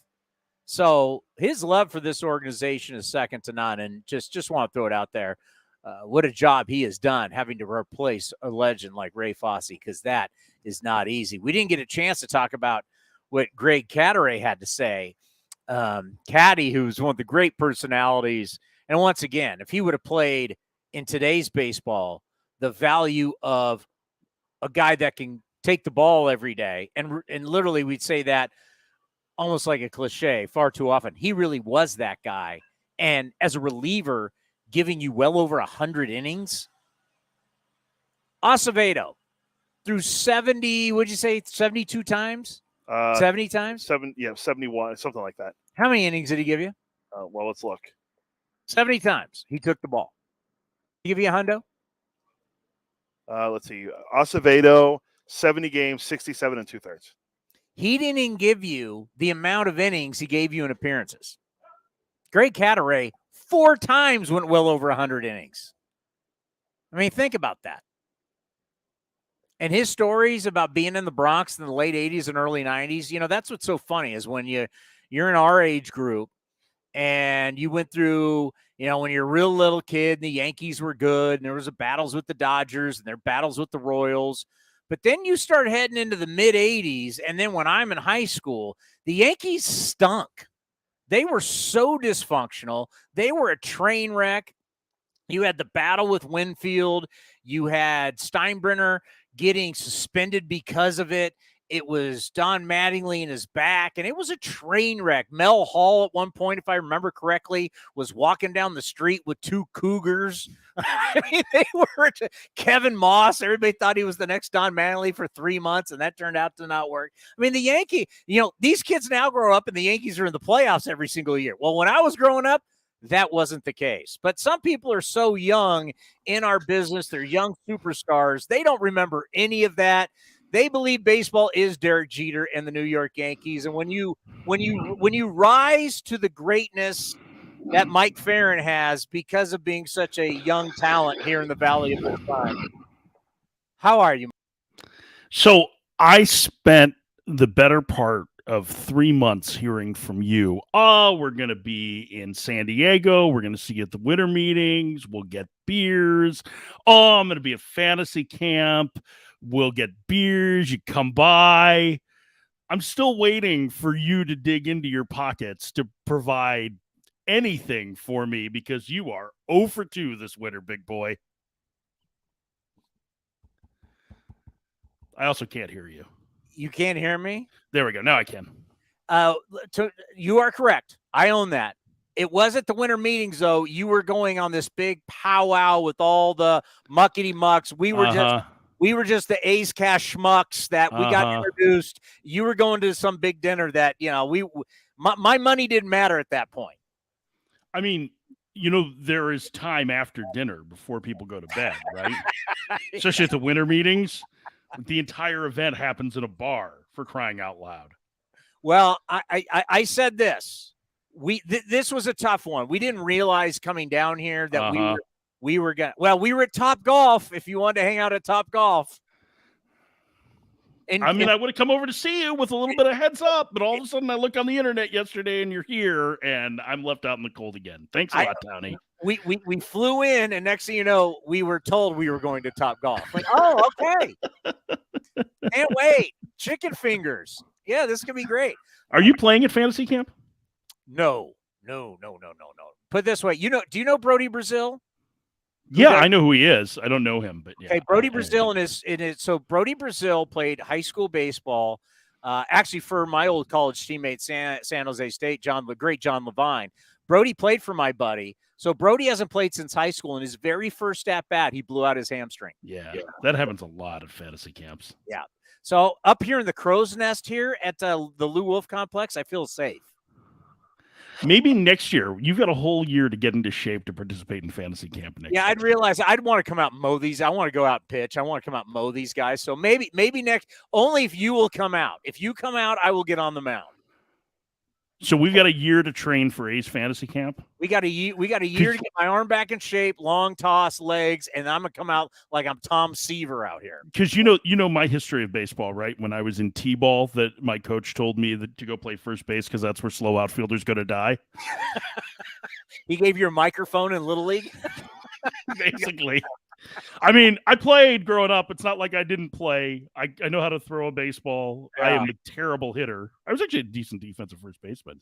Yeah, I'll come play with you. You give me a year. We'll do it in January. My defense in college was no one was looking for a 5'9" right-hander. No one was. I was willing to sign. What kind of excuse is that? Mike New made the big leagues at 5'9". Now he's coaching at Cal. Come on.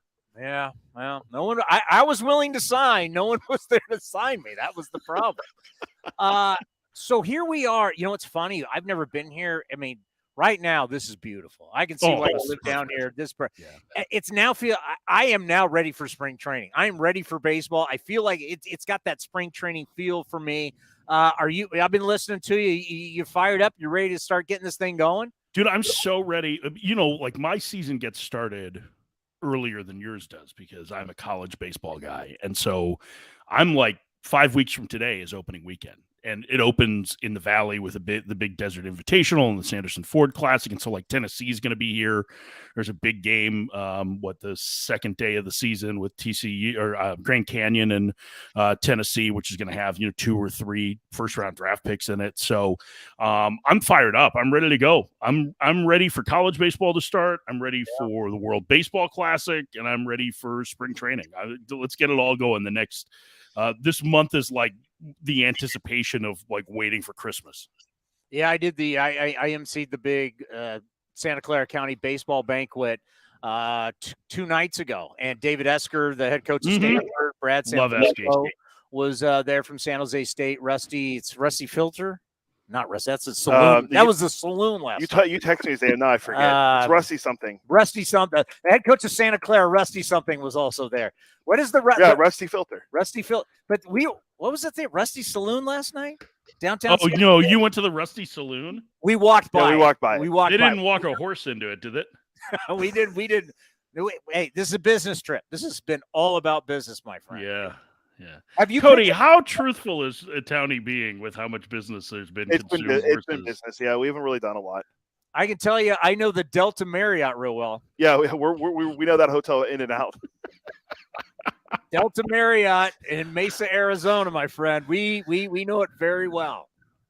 So when you guys come back for spring training, you'll just, I assume, show up, and then I'll happen to be in camp that day, and you'll be like, "Oh, I'm leaving," right? And so we won't actually get to hang out. We're actually coming this year. We're coming early. There won't be games yet because they want it where we're going to come in. They're going to feed us all the players, and then we'll be back later in March for this big party that the A's throw. But I got to take you to dinner we're here before you go to where you're going for college baseball.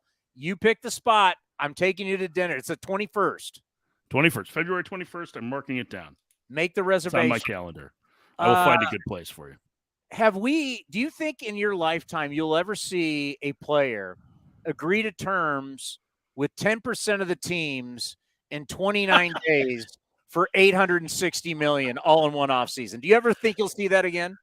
I mean, can we consider Carlos Correa the highest paid player in baseball history, right? Like it's American athlete ever. Right. No, I mean, I didn't think we'd see it now, but the story is kind of nuts, right? Like it's the entire issue was that teams were concerned from year 7 on as to what the condition of his ankle would be. And he ended up getting still, I think, a great deal for the Twins. I mean, for him too. I mean, he could make close to what I think if you factor in last year with his first year at the Twins, it'd be over $300 million if he hits all the vesting options in it, if he stays healthy. But those first, 6 years, he's going to have one of the highest average annual values in baseball history. It's really, I mean, he had ended up working out fine for him. And I thought what was interesting, and I'd like to dive more into it, but Scott Boras said that the doctor that did the examination for the Giants was the same one that the Mets consulted with. So they didn't get an opinion necessarily or go to somebody outside of that. They took the word of that same doctor. I don't know if that was a second opinion, a third opinion, or a primary and sole opinion, but it may be that one doctor thinks that Correa wasn't going to hold up and a lot of others don't. And so I'm not sure how much of that was post-contract subterfuge and how much of that is legitimate. But I do think it's worth looking into. And listen, if Correa posts, it's a great deal for the Twins. They get a superstar player. They've got him and the top 2 picks from the same draft, him and Buxton, for the next 6 years at least. But, that makes them an instant contender in that division, always. Will you ever look at player has agreed to a contract pending physical the same way?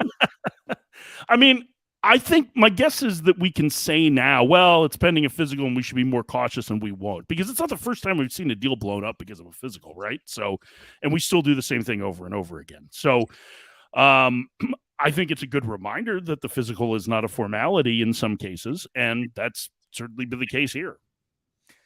So when I look at the Correa deal, I just wonder, do you view this as good for, let's say, mid-market, small market teams who are not going to get into the business, or they don't want to get into the business for the most part, unless you're the Padres, for a 11, 13-year deal? This whole will guarantee you 6, and then after that, you got to earn everything. But if you earn it, you're worth it. Do you see this deal setting a precedent, and that mid-market, smaller market teams will now look at this deal in the near future going, let's look at what they did with Carlos Correa and start there? No, because I think the only reason it happened is because there's at least some medical uncertainty, right? And enough that it impacted what the final pact would be. Remember, the Twins' initial offer was 10 years, $285 million. That was the deal they had on the table. So I don't think that this impacts it all that much. I think in the end, it's more, this is what that situation is. I mean, I think it speaks to, it's not all that dissimilar to the deal that they did with Buxton. Now, the guarantee is significantly more, but Buxton's deal, because he has dealt with a ton of injuries, has a number of escalator clauses and qualifiers based on games played and where he finishes in the MVP race that would help to drive that up. And so the Twins had experience doing that. And I think you've seen something similar with the Julio Rodriguez contract too. But I don't think that this structure specifically is one that teams are going to look at and say, hey, this is the top player on the market. We're going to be able to get him for 10 years if we create all these mutual options. I think in the end, the player is going to take the biggest guarantee. When you look at this offseason, who are you most disappointed in? We had a lot of talk about when we were there, obviously at the winter meetings, teams we were excited about. Now that we're getting close to spring training, you're going, these guys were a dud. The Giants come to mind, I think, first and foremost. I mean, they have been – I mean, listen, I like the moves that they've made. I think they're a deeper team than they were a year ago. But they've been screaming for impact, and they haven't been able to get any impact. They were talking a big game. Well, I mean, they had a deal with Correa that fell apart, right? They made at least as high a bid of what the Yankees did for Aaron Judge. So it's not like they weren't trying.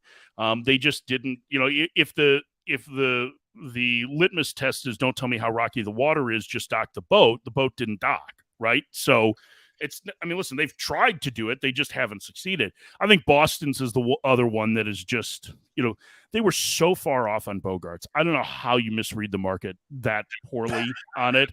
And speaking of teams that don't have impact, and now they're in a position where all of the middle infielders are off the board, and their best middle infielder is going to miss at least the first half of the season because he had to have elbow surgery. So that's the other one that I'm just, I don't even know if disappointed is the right word, just perplexed. The Devers extension, that was good. They needed that, but there are a number of other moves that they could have made to actually improve a roster that, again, needed some impact on it.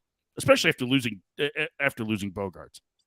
Obviously the AL West is something that a lot of people in the Northeast, they don't love to cover. We don't get a whole lot of love. I mean, a lot of impact people in the AL West. But when you start thinking about Shohei Ohtani, if you had to look into the Mike Farron crystal ball, what is the future for Shohei Ohtani, who's going to be showing up here in Tempe in about a month or a little less than a month? That's a great question. I mean, I would think that he goes out, puts up a season that's similar to the last two in terms of, if he's healthy, in terms of production. He sets a record for what he gets in free agency because nobody can do the things that he does.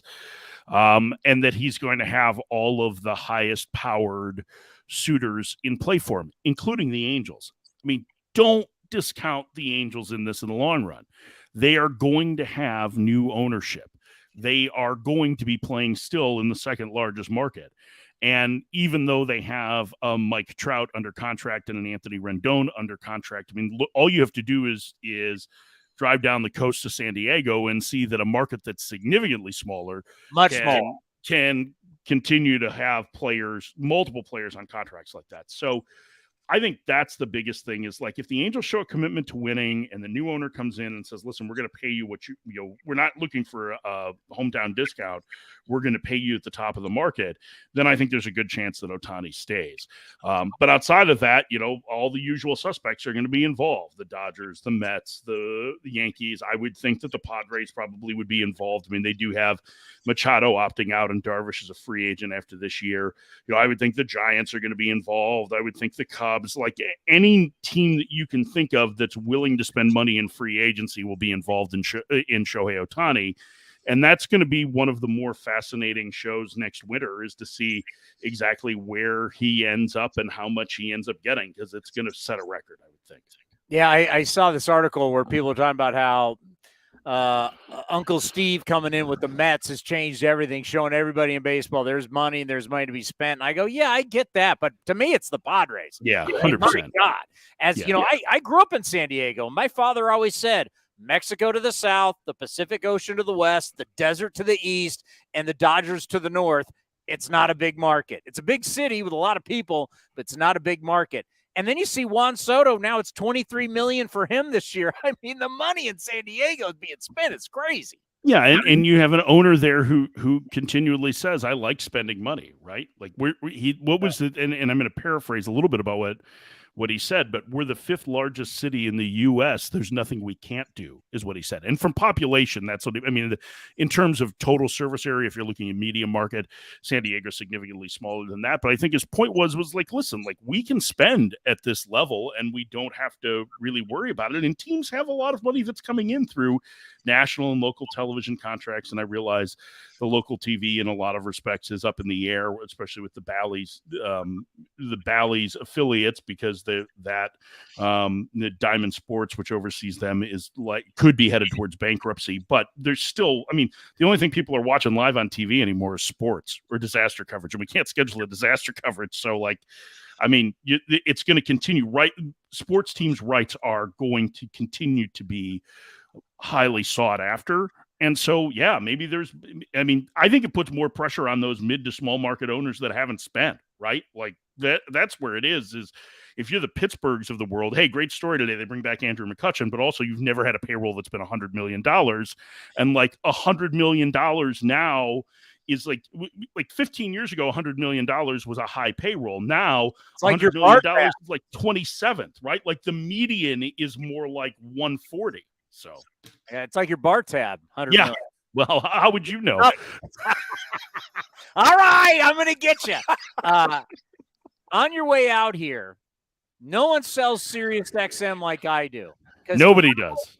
I don't listen to our local radio anymore. I'm doing channel 89, which is you, channel 88, which is NFL. I got now in her car.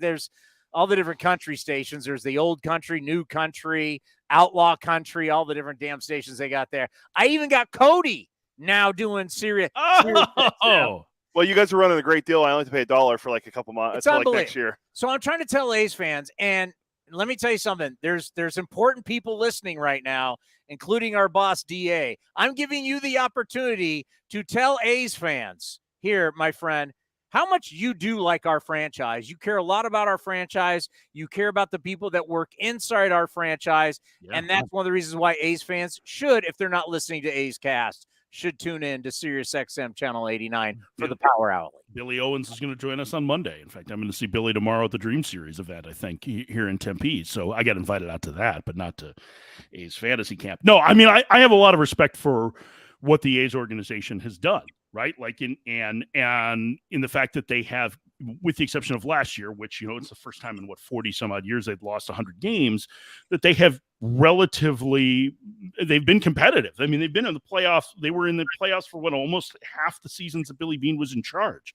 I think it's a really smart baseball organization. I love Mark Kotsay. I've gotten to know him a little bit better over the last year. I just think really highly of him. And I love A's fans. I mean, there's something about being the underdog while also having the history that the A's have through 3 cities that I think gives you a little special edge. And I think people on the East Coast don't understand that there's a different edge to Bay Area sports fans than there is to what you think about when you think about California and laid back and Dodger fans showing up in the 3rd and leaving in the 7th, right? Like there's a different feeling to it. So I have a lot of respect for the A's organization. I have a lot of respect for A's fans. I'm like everybody else, hopeful that the next year provides some really good news off the field for the A's. But it's an organization that I know is struggling at the major league level right now.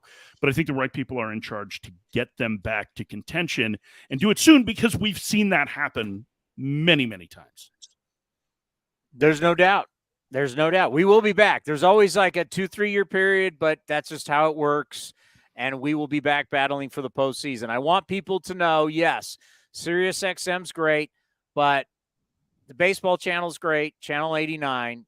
But your guys' show, you and the Duke, the Power Alley, is the best show on that station. It's second to none, really, for a talk show, whether terrestrial or radio. We won't count ours because we're streaming and we're video. But for what you guys do on satellite and if you throw terrestrial, your guys' show is second to none.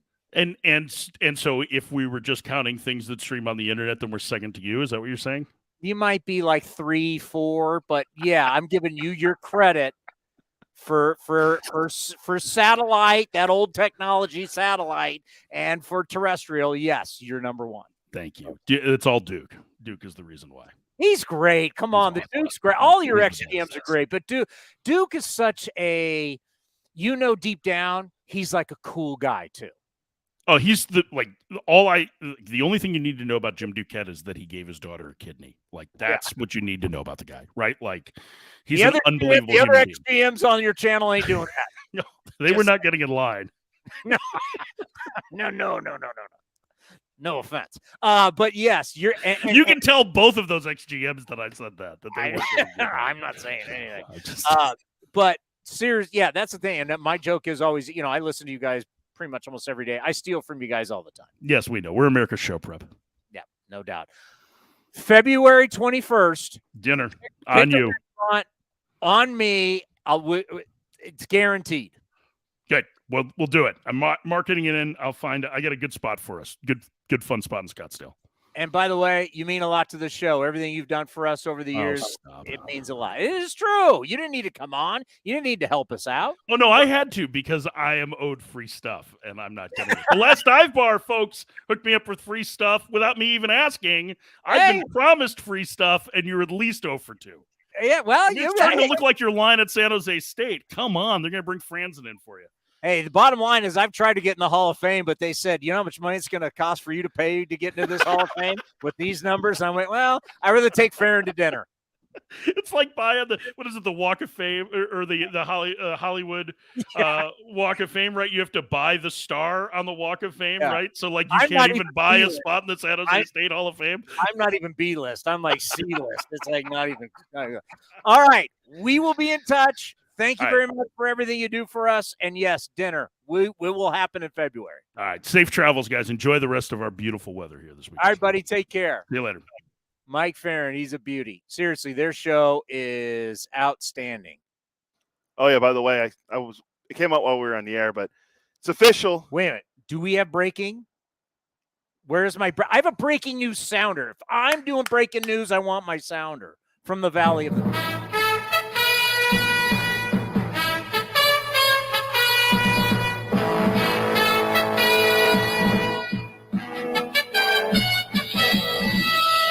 Live from the ABC Sports Desk in New York, I'm Chris Townsend. It's official. The Oakland A's agreed to terms with right-handed pitcher Shintaro Fujinami on a one-year contract for the 2023 season. The club announced today, to clear space on the 40-man roster, the A's have designated right-handed pitcher Tyler Sear for assignment. No, really? Yeah. He was a great talker. He was a good interview. Press conference is what time on Tuesday? 11:30. Tuesday, 11:30. Tuesday at 11:30. And who's going to be covering that press conference better than anybody? Us. And where will it be seen? On YouTube and Twitter and all our A's Cast channels. Yeah, where we normally see And who's going to be there covering it for you? Us. Yeah. Promote, son. This is your job. I know. We just did it. Well, I'm having to ask where it is. You should be telling us what time. Where? 11, Tuesday, 11:30 at our office. I have a feeling we'll probably come on a little before, kind of buffer it. Yeah, we'll see. Lead you up into it. Hopefully we can have Scott Boras on. You can ask him about his logo. Oh, my God. Looks like the comb over. Isn't that what someone said? Jess told us it looks like his logo looks like the comb over. Yeah, I'm going to allow you to ask that question. I'm going to be like, hey, since Matt Chapman didn't sign with us, is baseball still going to be in Asia? When is that happening? That's number one question. No, great news. So we're going to have Fujinami, the new Japanese pitcher. As we were already told, this was a done deal. We just had to wink with you. We will have the live press conference. It's going to be Tuesday at 11:30 a.m. You can watch it on YouTube, on the Oakland Athletics YouTube channel, or this will be on the A's Twitter, not on the A's Cast Twitter, I'm assuming. This will be on the A's Twitter? Yeah, A's Twitter, yeah. Okay, we'll make sure we'll get you, because we're off on Monday, but we'll come back on Tuesday, and we'll have all of this for you. Going to be a big deal. So, once again, when we said Cole Irvin, Paul Blackburn, that gives me the 1-2. What if this guy gives the consistency? And what if this guy, let's say you get three guys to give you 25 starts. You start doing the math, that way cuts into that, 162 that you need. And if you can get three guys to give you consistency, this guy, I was watching his World Baseball Classic highlights. He was throwing 92 to 94. People say he's touched 100. We'll see. We'll see next month. You know what I want? I want quality strikes. I don't care how hard you throw. He throws 100, great. Throws 95, great. Can you throw quality strikes and give me innings? Yeah, we'll find out next month. And can you give me a bunch of starts? If you can do that, I'll love you. Maybe he'll do both. Maybe he'll start and be a reliever. That'd be great. No, you don't need him. You don't need a tweener. What do you need a tweener for? Or maybe he's a long relief guy, because guys don't go long in games. We need to start. We need some starters. If you throw now him in, and then you go Waldichuk Sears, there's your 5. That would most likely be the logical 5. Right? And now your boy A.J. Puck goes back to what he should be doing, and that's throwing and high leverage out of the bullpen, giving you 60-plus appearances. Yeah, if he can do that again next year, I'm never going to live it down. And allow A.J. Puck to say, hey, this spring training, this is what you do. Master it. And now you got Trevor May, now new friend of the program, could probably be your closer. And you still got Acevedo, who's going to give you 70 appearances. Acevedo's going to throw his arm off. Sam Mole's going to give you a ton. Semi spin rate. Luke Jackson is still here. What's it? Zach Jackson. Zach Jackson's still there. Luke Jackson's the country guy. No, he's the guy the Giants assigned that didn't pitch last year. But I also think he's a country guy. Yeah, Danny Jimenez. Jimenez, but I think Luke Jackson's a singer. I don't listen to country music. See, that's the problem with that. So now you're now giving me. We're giving you names that's an actual 5 rotation, and we're giving you names that make up. We got Ruchinski is still here. I mean, you're looking at these names. You're like, okay, here's an actual real bullpen and real starting staff. Something to get excited about. There you go. Also get excited about this. The dates have been announced for fantasy camp next year. We're here. This is our last day here. Yeah. Dates are announced next year, January 10th through the 16th. Ace Fantasy Camp here in Mesa. It's your chance to become and play like a big leaguer, be coached by Dallas, Shooty, Stu, Carney, Terry, great Caderet. It was a great time here. We need more information, athletics.com/fantasy camp. And you can find everything out you need to know for next year, January 10th through the 16th of 2024. Yeah, there's no question. This is legit. This is incredible. This is not a sales job. This is seeing the joy, the love that these guys have for each other, but the joy on everybody's faces and the smiles. It's, I mean, you get to be a big leaguer. You're in the big league clubhouse. You have your own locker. You get to pound the big league spread. They've got beers. Guys are icing and drinking beers like they're in the big leagues. You're out here playing double headers. Everybody gets to play. You're playing outfield. You're pitching. You're doing whatever. I mean, you're on big league fields. You have big league trainers. You're getting the rub downs. You're getting the stem. You're getting all the treatment that the big leaguers get. I mean, they played golf. We went to Top Golf. I mean, this week I believe one night they take their coaches out to dinner. Back at the hotel, there is a concierge little room for them. So you go back there, they're with the coaches, pounding food, having adult beverages. I mean, this is just a week of what it's like to be a Major League Baseball player. It sells itself. I mean, folks, if you've ever wondered, God, do you think fantasy camp would be fun? I'm telling you right now, it's killer being down here. And while you're getting pounded by bad weather in the Bay Area, it's 70 degrees down there. Yeah. I'm in shorts. I mean, look at this, folks. I haven't been in shorts in how long? It's been a while. It's been a while. I've been in shorts for 2 days. The weather's been incredible. This is when Arizona's great. Not June, July, August. This is when you come to Arizona. This is as good as it gets. So next year, January 10th through the 16th, 2024, athletics.com/fantasy camp to find out for more information for your chance to come next year and be a big leaguer. Ready for Dan Hayes? Yes. Okay, so earlier today, we had the opportunity to our old buddy Dan Hayes, who covers the Twins for The Athletic. He's a kid from the Bay Area. Now covered Major League Baseball for years, and he's covering the Twins. It's a wild story. You'll never see this again in your life, where a player agreed to terms with 3 different teams in one offseason for $860 million. He agreed to terms with 10% of baseball teams. I mean, it's wild. Giants, Mets, and ends up back with the Twins. Unreal. How did it all happen? Here's Dan Hayes, covers the Twinkies for The Athletic. Well, now joining us here on A's Cast Live, it's always great to have him from The Athletic. He covers the Minnesota Twins, and he's a Bay Area guy. Dan Hayes joins us. Dan, how are you in the Twin Cities? Yeah, it is cold, but it was unseasonably warm earlier this week. The hot stove brought Carlos Correa to town, and I actually made a joke with some of Scott Boris's his coworkers who were also in town, and it was 28 degrees on the day that Correa signed, and Joey Gallo had signed like 3 weeks earlier, and it was on December 21. In fact, the day that Carlos Correa, his press conference with the Giants got canceled, and it was -2 degrees that day.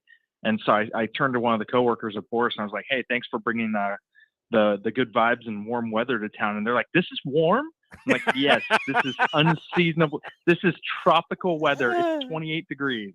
Yeah, before we get into Correa, how many we're at fantasy camp. I know the Twins have a huge fantasy camp. I'm sure there's a bunch of campers either there or on their way. And how many Twins fans can't wait for Florida in spring training? Oh, it's amazing how many people, when you get down there, I didn't know this. And like coming from the Bay Area, I always felt like we saw a fair amount of Bay Area people that would come down for a week, something like that. When you go to Scottsdale or you go over to Mesa and you get a chance to meet people that are there for a little bit of time. People from Minnesota go for like months at a time. And it's funny, you go back in summer because the Twins, they're year-round facilities in Fort Myers. And their rookie team plays there, but also their low A team plays there. And if you go in August when it's 97 in a sauna, it's a ghost town. Nobody's there. They just come from like January and February and March and April, and then they all head back to Minnesota. I am fully convinced that Fort Myers subsists solely of Red Sox fans and Twins fans that just move down there for 4 months at a time and then move away. It is a different time or a different kind of place those 4 months, and especially with spring break. It's a big spring break town, so I think they cannot wait to get there. Especially with the way things have been pretty exciting for Twins fans lately too. All right, so take us through this. So the Giants, they come to an agreement with just right after the winter meetings with Carlos Correa. Oh boy, he's finally done. But wait a minute, there's rumors about the physical. There's questions about the physical, and since there's not a contract signed, he's still a free agent. Here come the New York Mets. All right, the New York Mets, they've now agreed to a deal, but then they're seeing the same problems, and it's the physical, and that's an issue. Take us to how this thing went down. I think it was right around Christmas where the Twins and Scott Boras started talking once again. Yeah, they did. The Twins they had one quick phone call on December 21st with Boras. And, knowing that the Giants thing was happening, they wanted to see the MRI, and Boras wasn't going to let them see the MRI until they started negotiating. And so when Boras heard that, he kind of pivoted quickly because Steve Cohen was thirsty.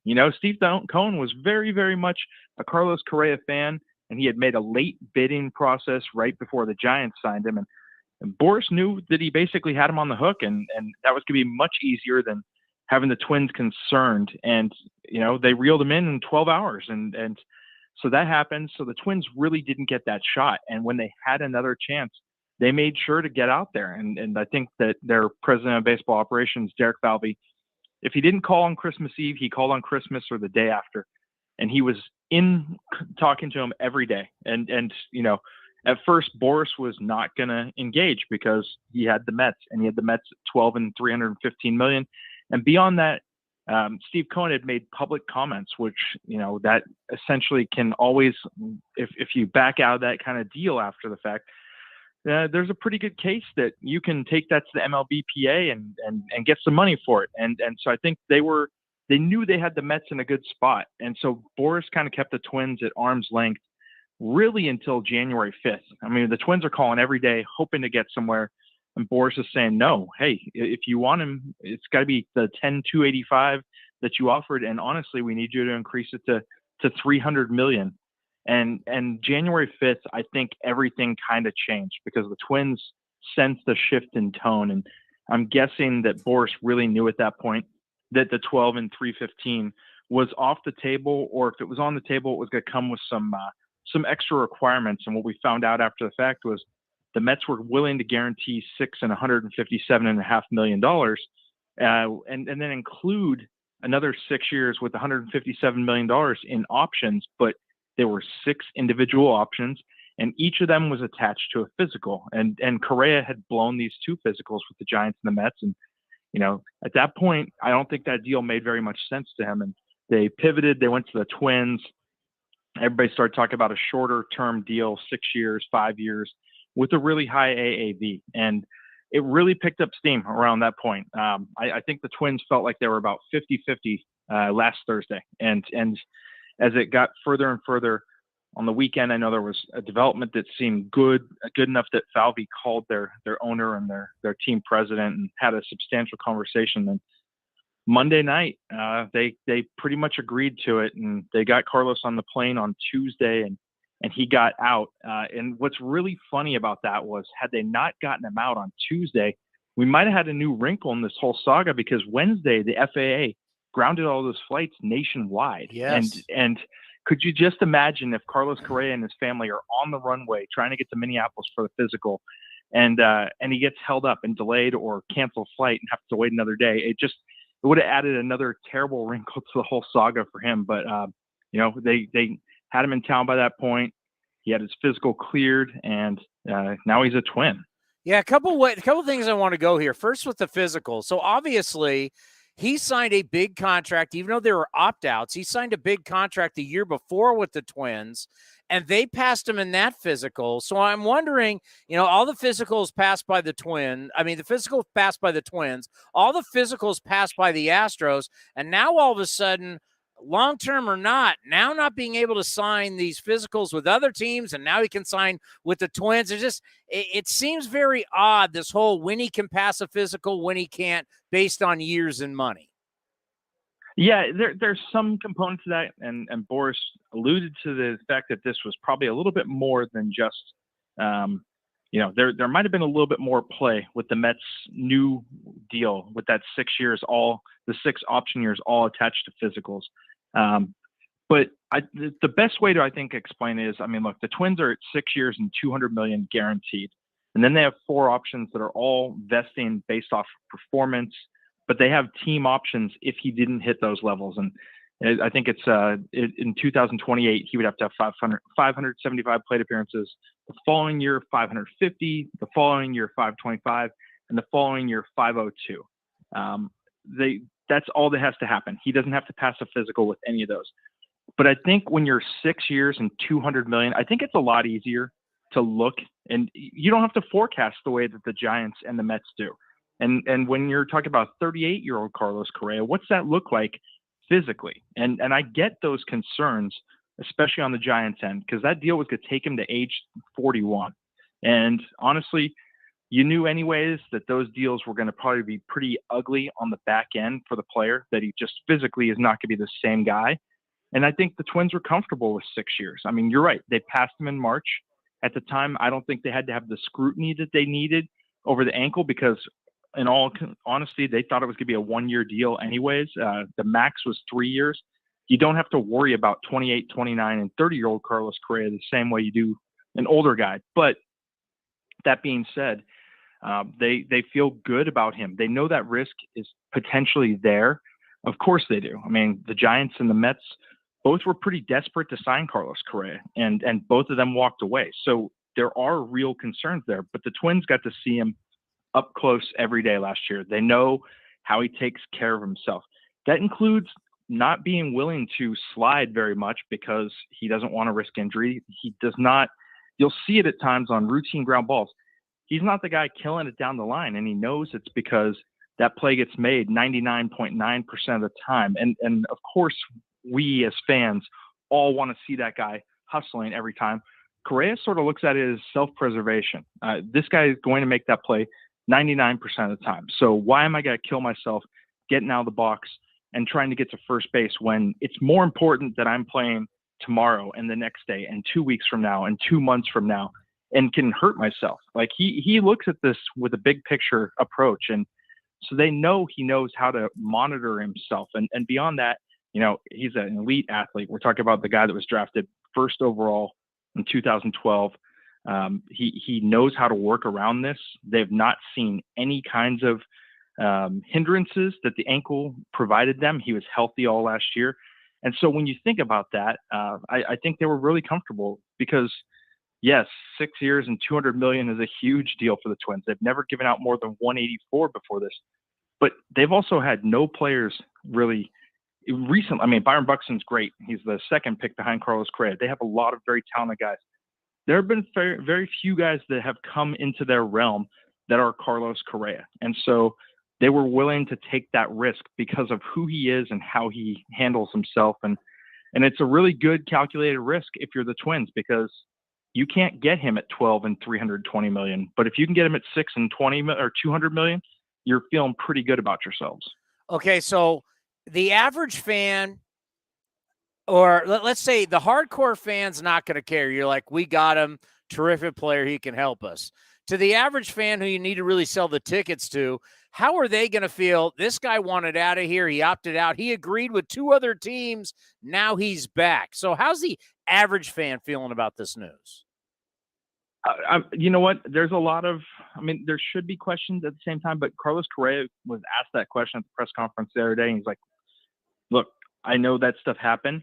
I'm here now. And the truth of the matter is he talked up Minnesota so much last year. You can tell he wasn't coming back. And Boris talked about it too. There was a very short list and the Twins were one of those teams. I think that they know how committed he is, and the team has no ill will. Derek Falvey talked about having no problem with the fact that Carlos walked away, because who would pass up $350 million? Who would pass up $315 million and a chance to play in New York alongside Verlander and Scherzer and Francisco Lindor and try to help the Mets, who won 101 games last year? Like, who could fault someone for wanting that? That said, he's not coming here with feeling down. He really liked the Twins' young player core that is coming along. Buxton's, Jose Miranda's, Luis Arraez, who won the batting title last year, Royce Lewis, Brooks Lee, who they drafted out of Cal Poly Slow, who looks like he could make the majors later this year. Look, there's a very talented group here that he's happy to kind of be the leader of. And so I think when he took all that into account, he really did want to be there if the Twins could get even close enough financially. They weren't. They got blown out of the water by $65 million by the Giants. And even the Mets, when they reworked that deal, were about $30 million more than what the Twins had been at. And you just can't fault a guy for taking that kind of spot, and the Twins don't. And I think fans will see it in the dedication every day, because he's not the kind of guy that sulks. He wants to win. He's here to win. He thinks they can win. And I think that should resonate. It may take a little while, but it should resonate. And look, he didn't want a trade clause, or he asked for a no trade clause. He didn't want any opt-outs in this deal. And he wants to be here for the duration, and that can be a 10-year deal very easily. So I think that eventually he wins him over.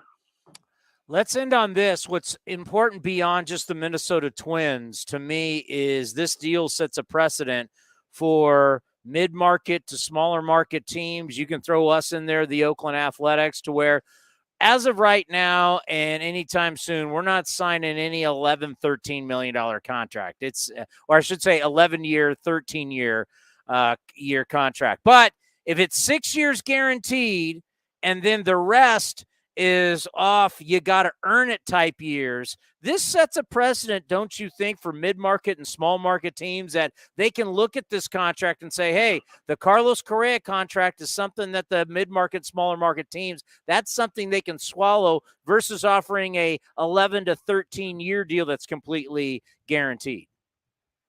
I mean, I would definitely be selling that if I was those teams. And the way I would sell it is how the Twins did it. They appealed to the fact that he loved it here. They appealed to the fact that their family services were unparalleled. They love, players rave about it. Guys who come in for the first time, the way that the Twins take care of players' families, all that stuff. They do the little things to make up for the fact that they can't do the big things. And other teams should take that lead, because look, I covered Adrian Gonzalez when he was with the Padres, and they knew they couldn't afford him any longer. And I remember talking at the time to Tony Gwynn about it, and him saying, I wish Adrian would really consider the grass isn't always greener on the other side. And that's why I always stayed in San Diego.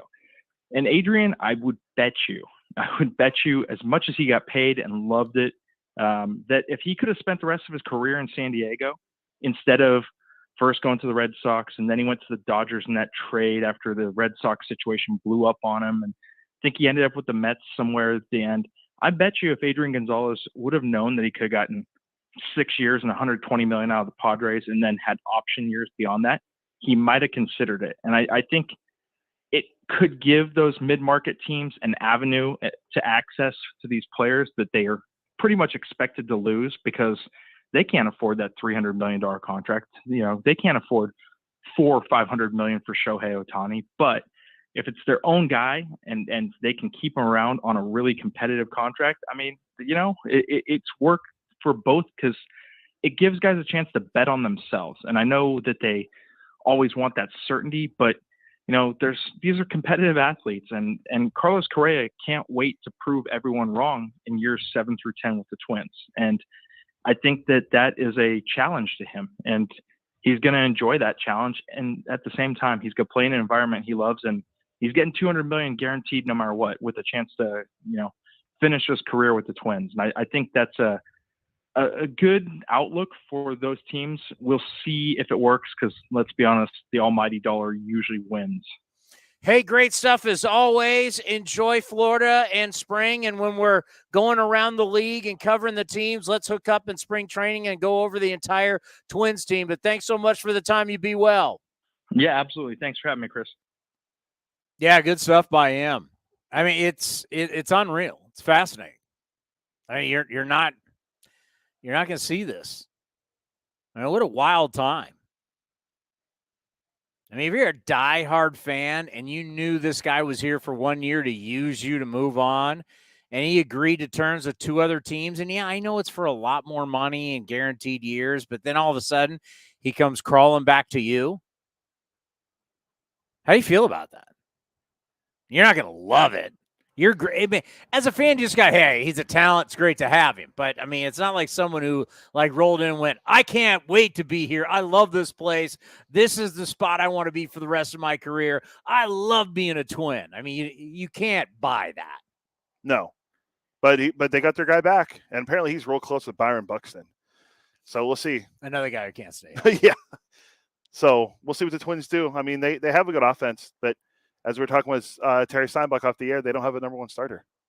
Like I was really trying to think, who is their number 1 pitcher? I couldn't even tell you who any of their pitchers are. Because it's top of my head. Yeah, Barrios used to be their guy. Yeah. I'm going to pull up their team real quick. Their starters last year. Joe Ryan, who's from San Francisco, he's 26. Dylan Bundy, I don't know if he's still even there. Sonny Gray. Oh, that's right, buddy. Sonny Gray. Yeah, these are some of the guys that Chris had last Archer. year. Oh, Archer, my God. Devin Smeltzer, Josh Winder. Like, these are guys I had last year, so I don't know who's even on there. Let me see. Twins. Well, we got to go. We wanted to have that for you because that saga has just been fascinating in all of sports, and it's been the number 1 story in our sport. But good news for the Athletics.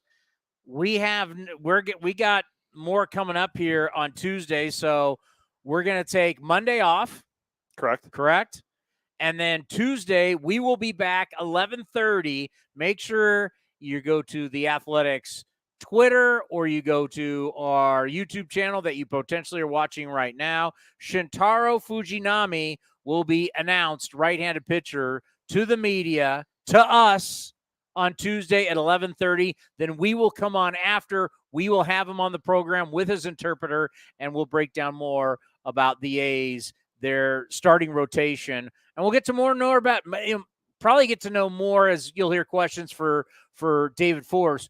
What do you expect for him in this 1 year that you have him? Yeah, hopefully we can talk to David and our good friend Scott Boras Tuesday. Should be fun. Oh, Scott Boras. You want more on the Correa deal?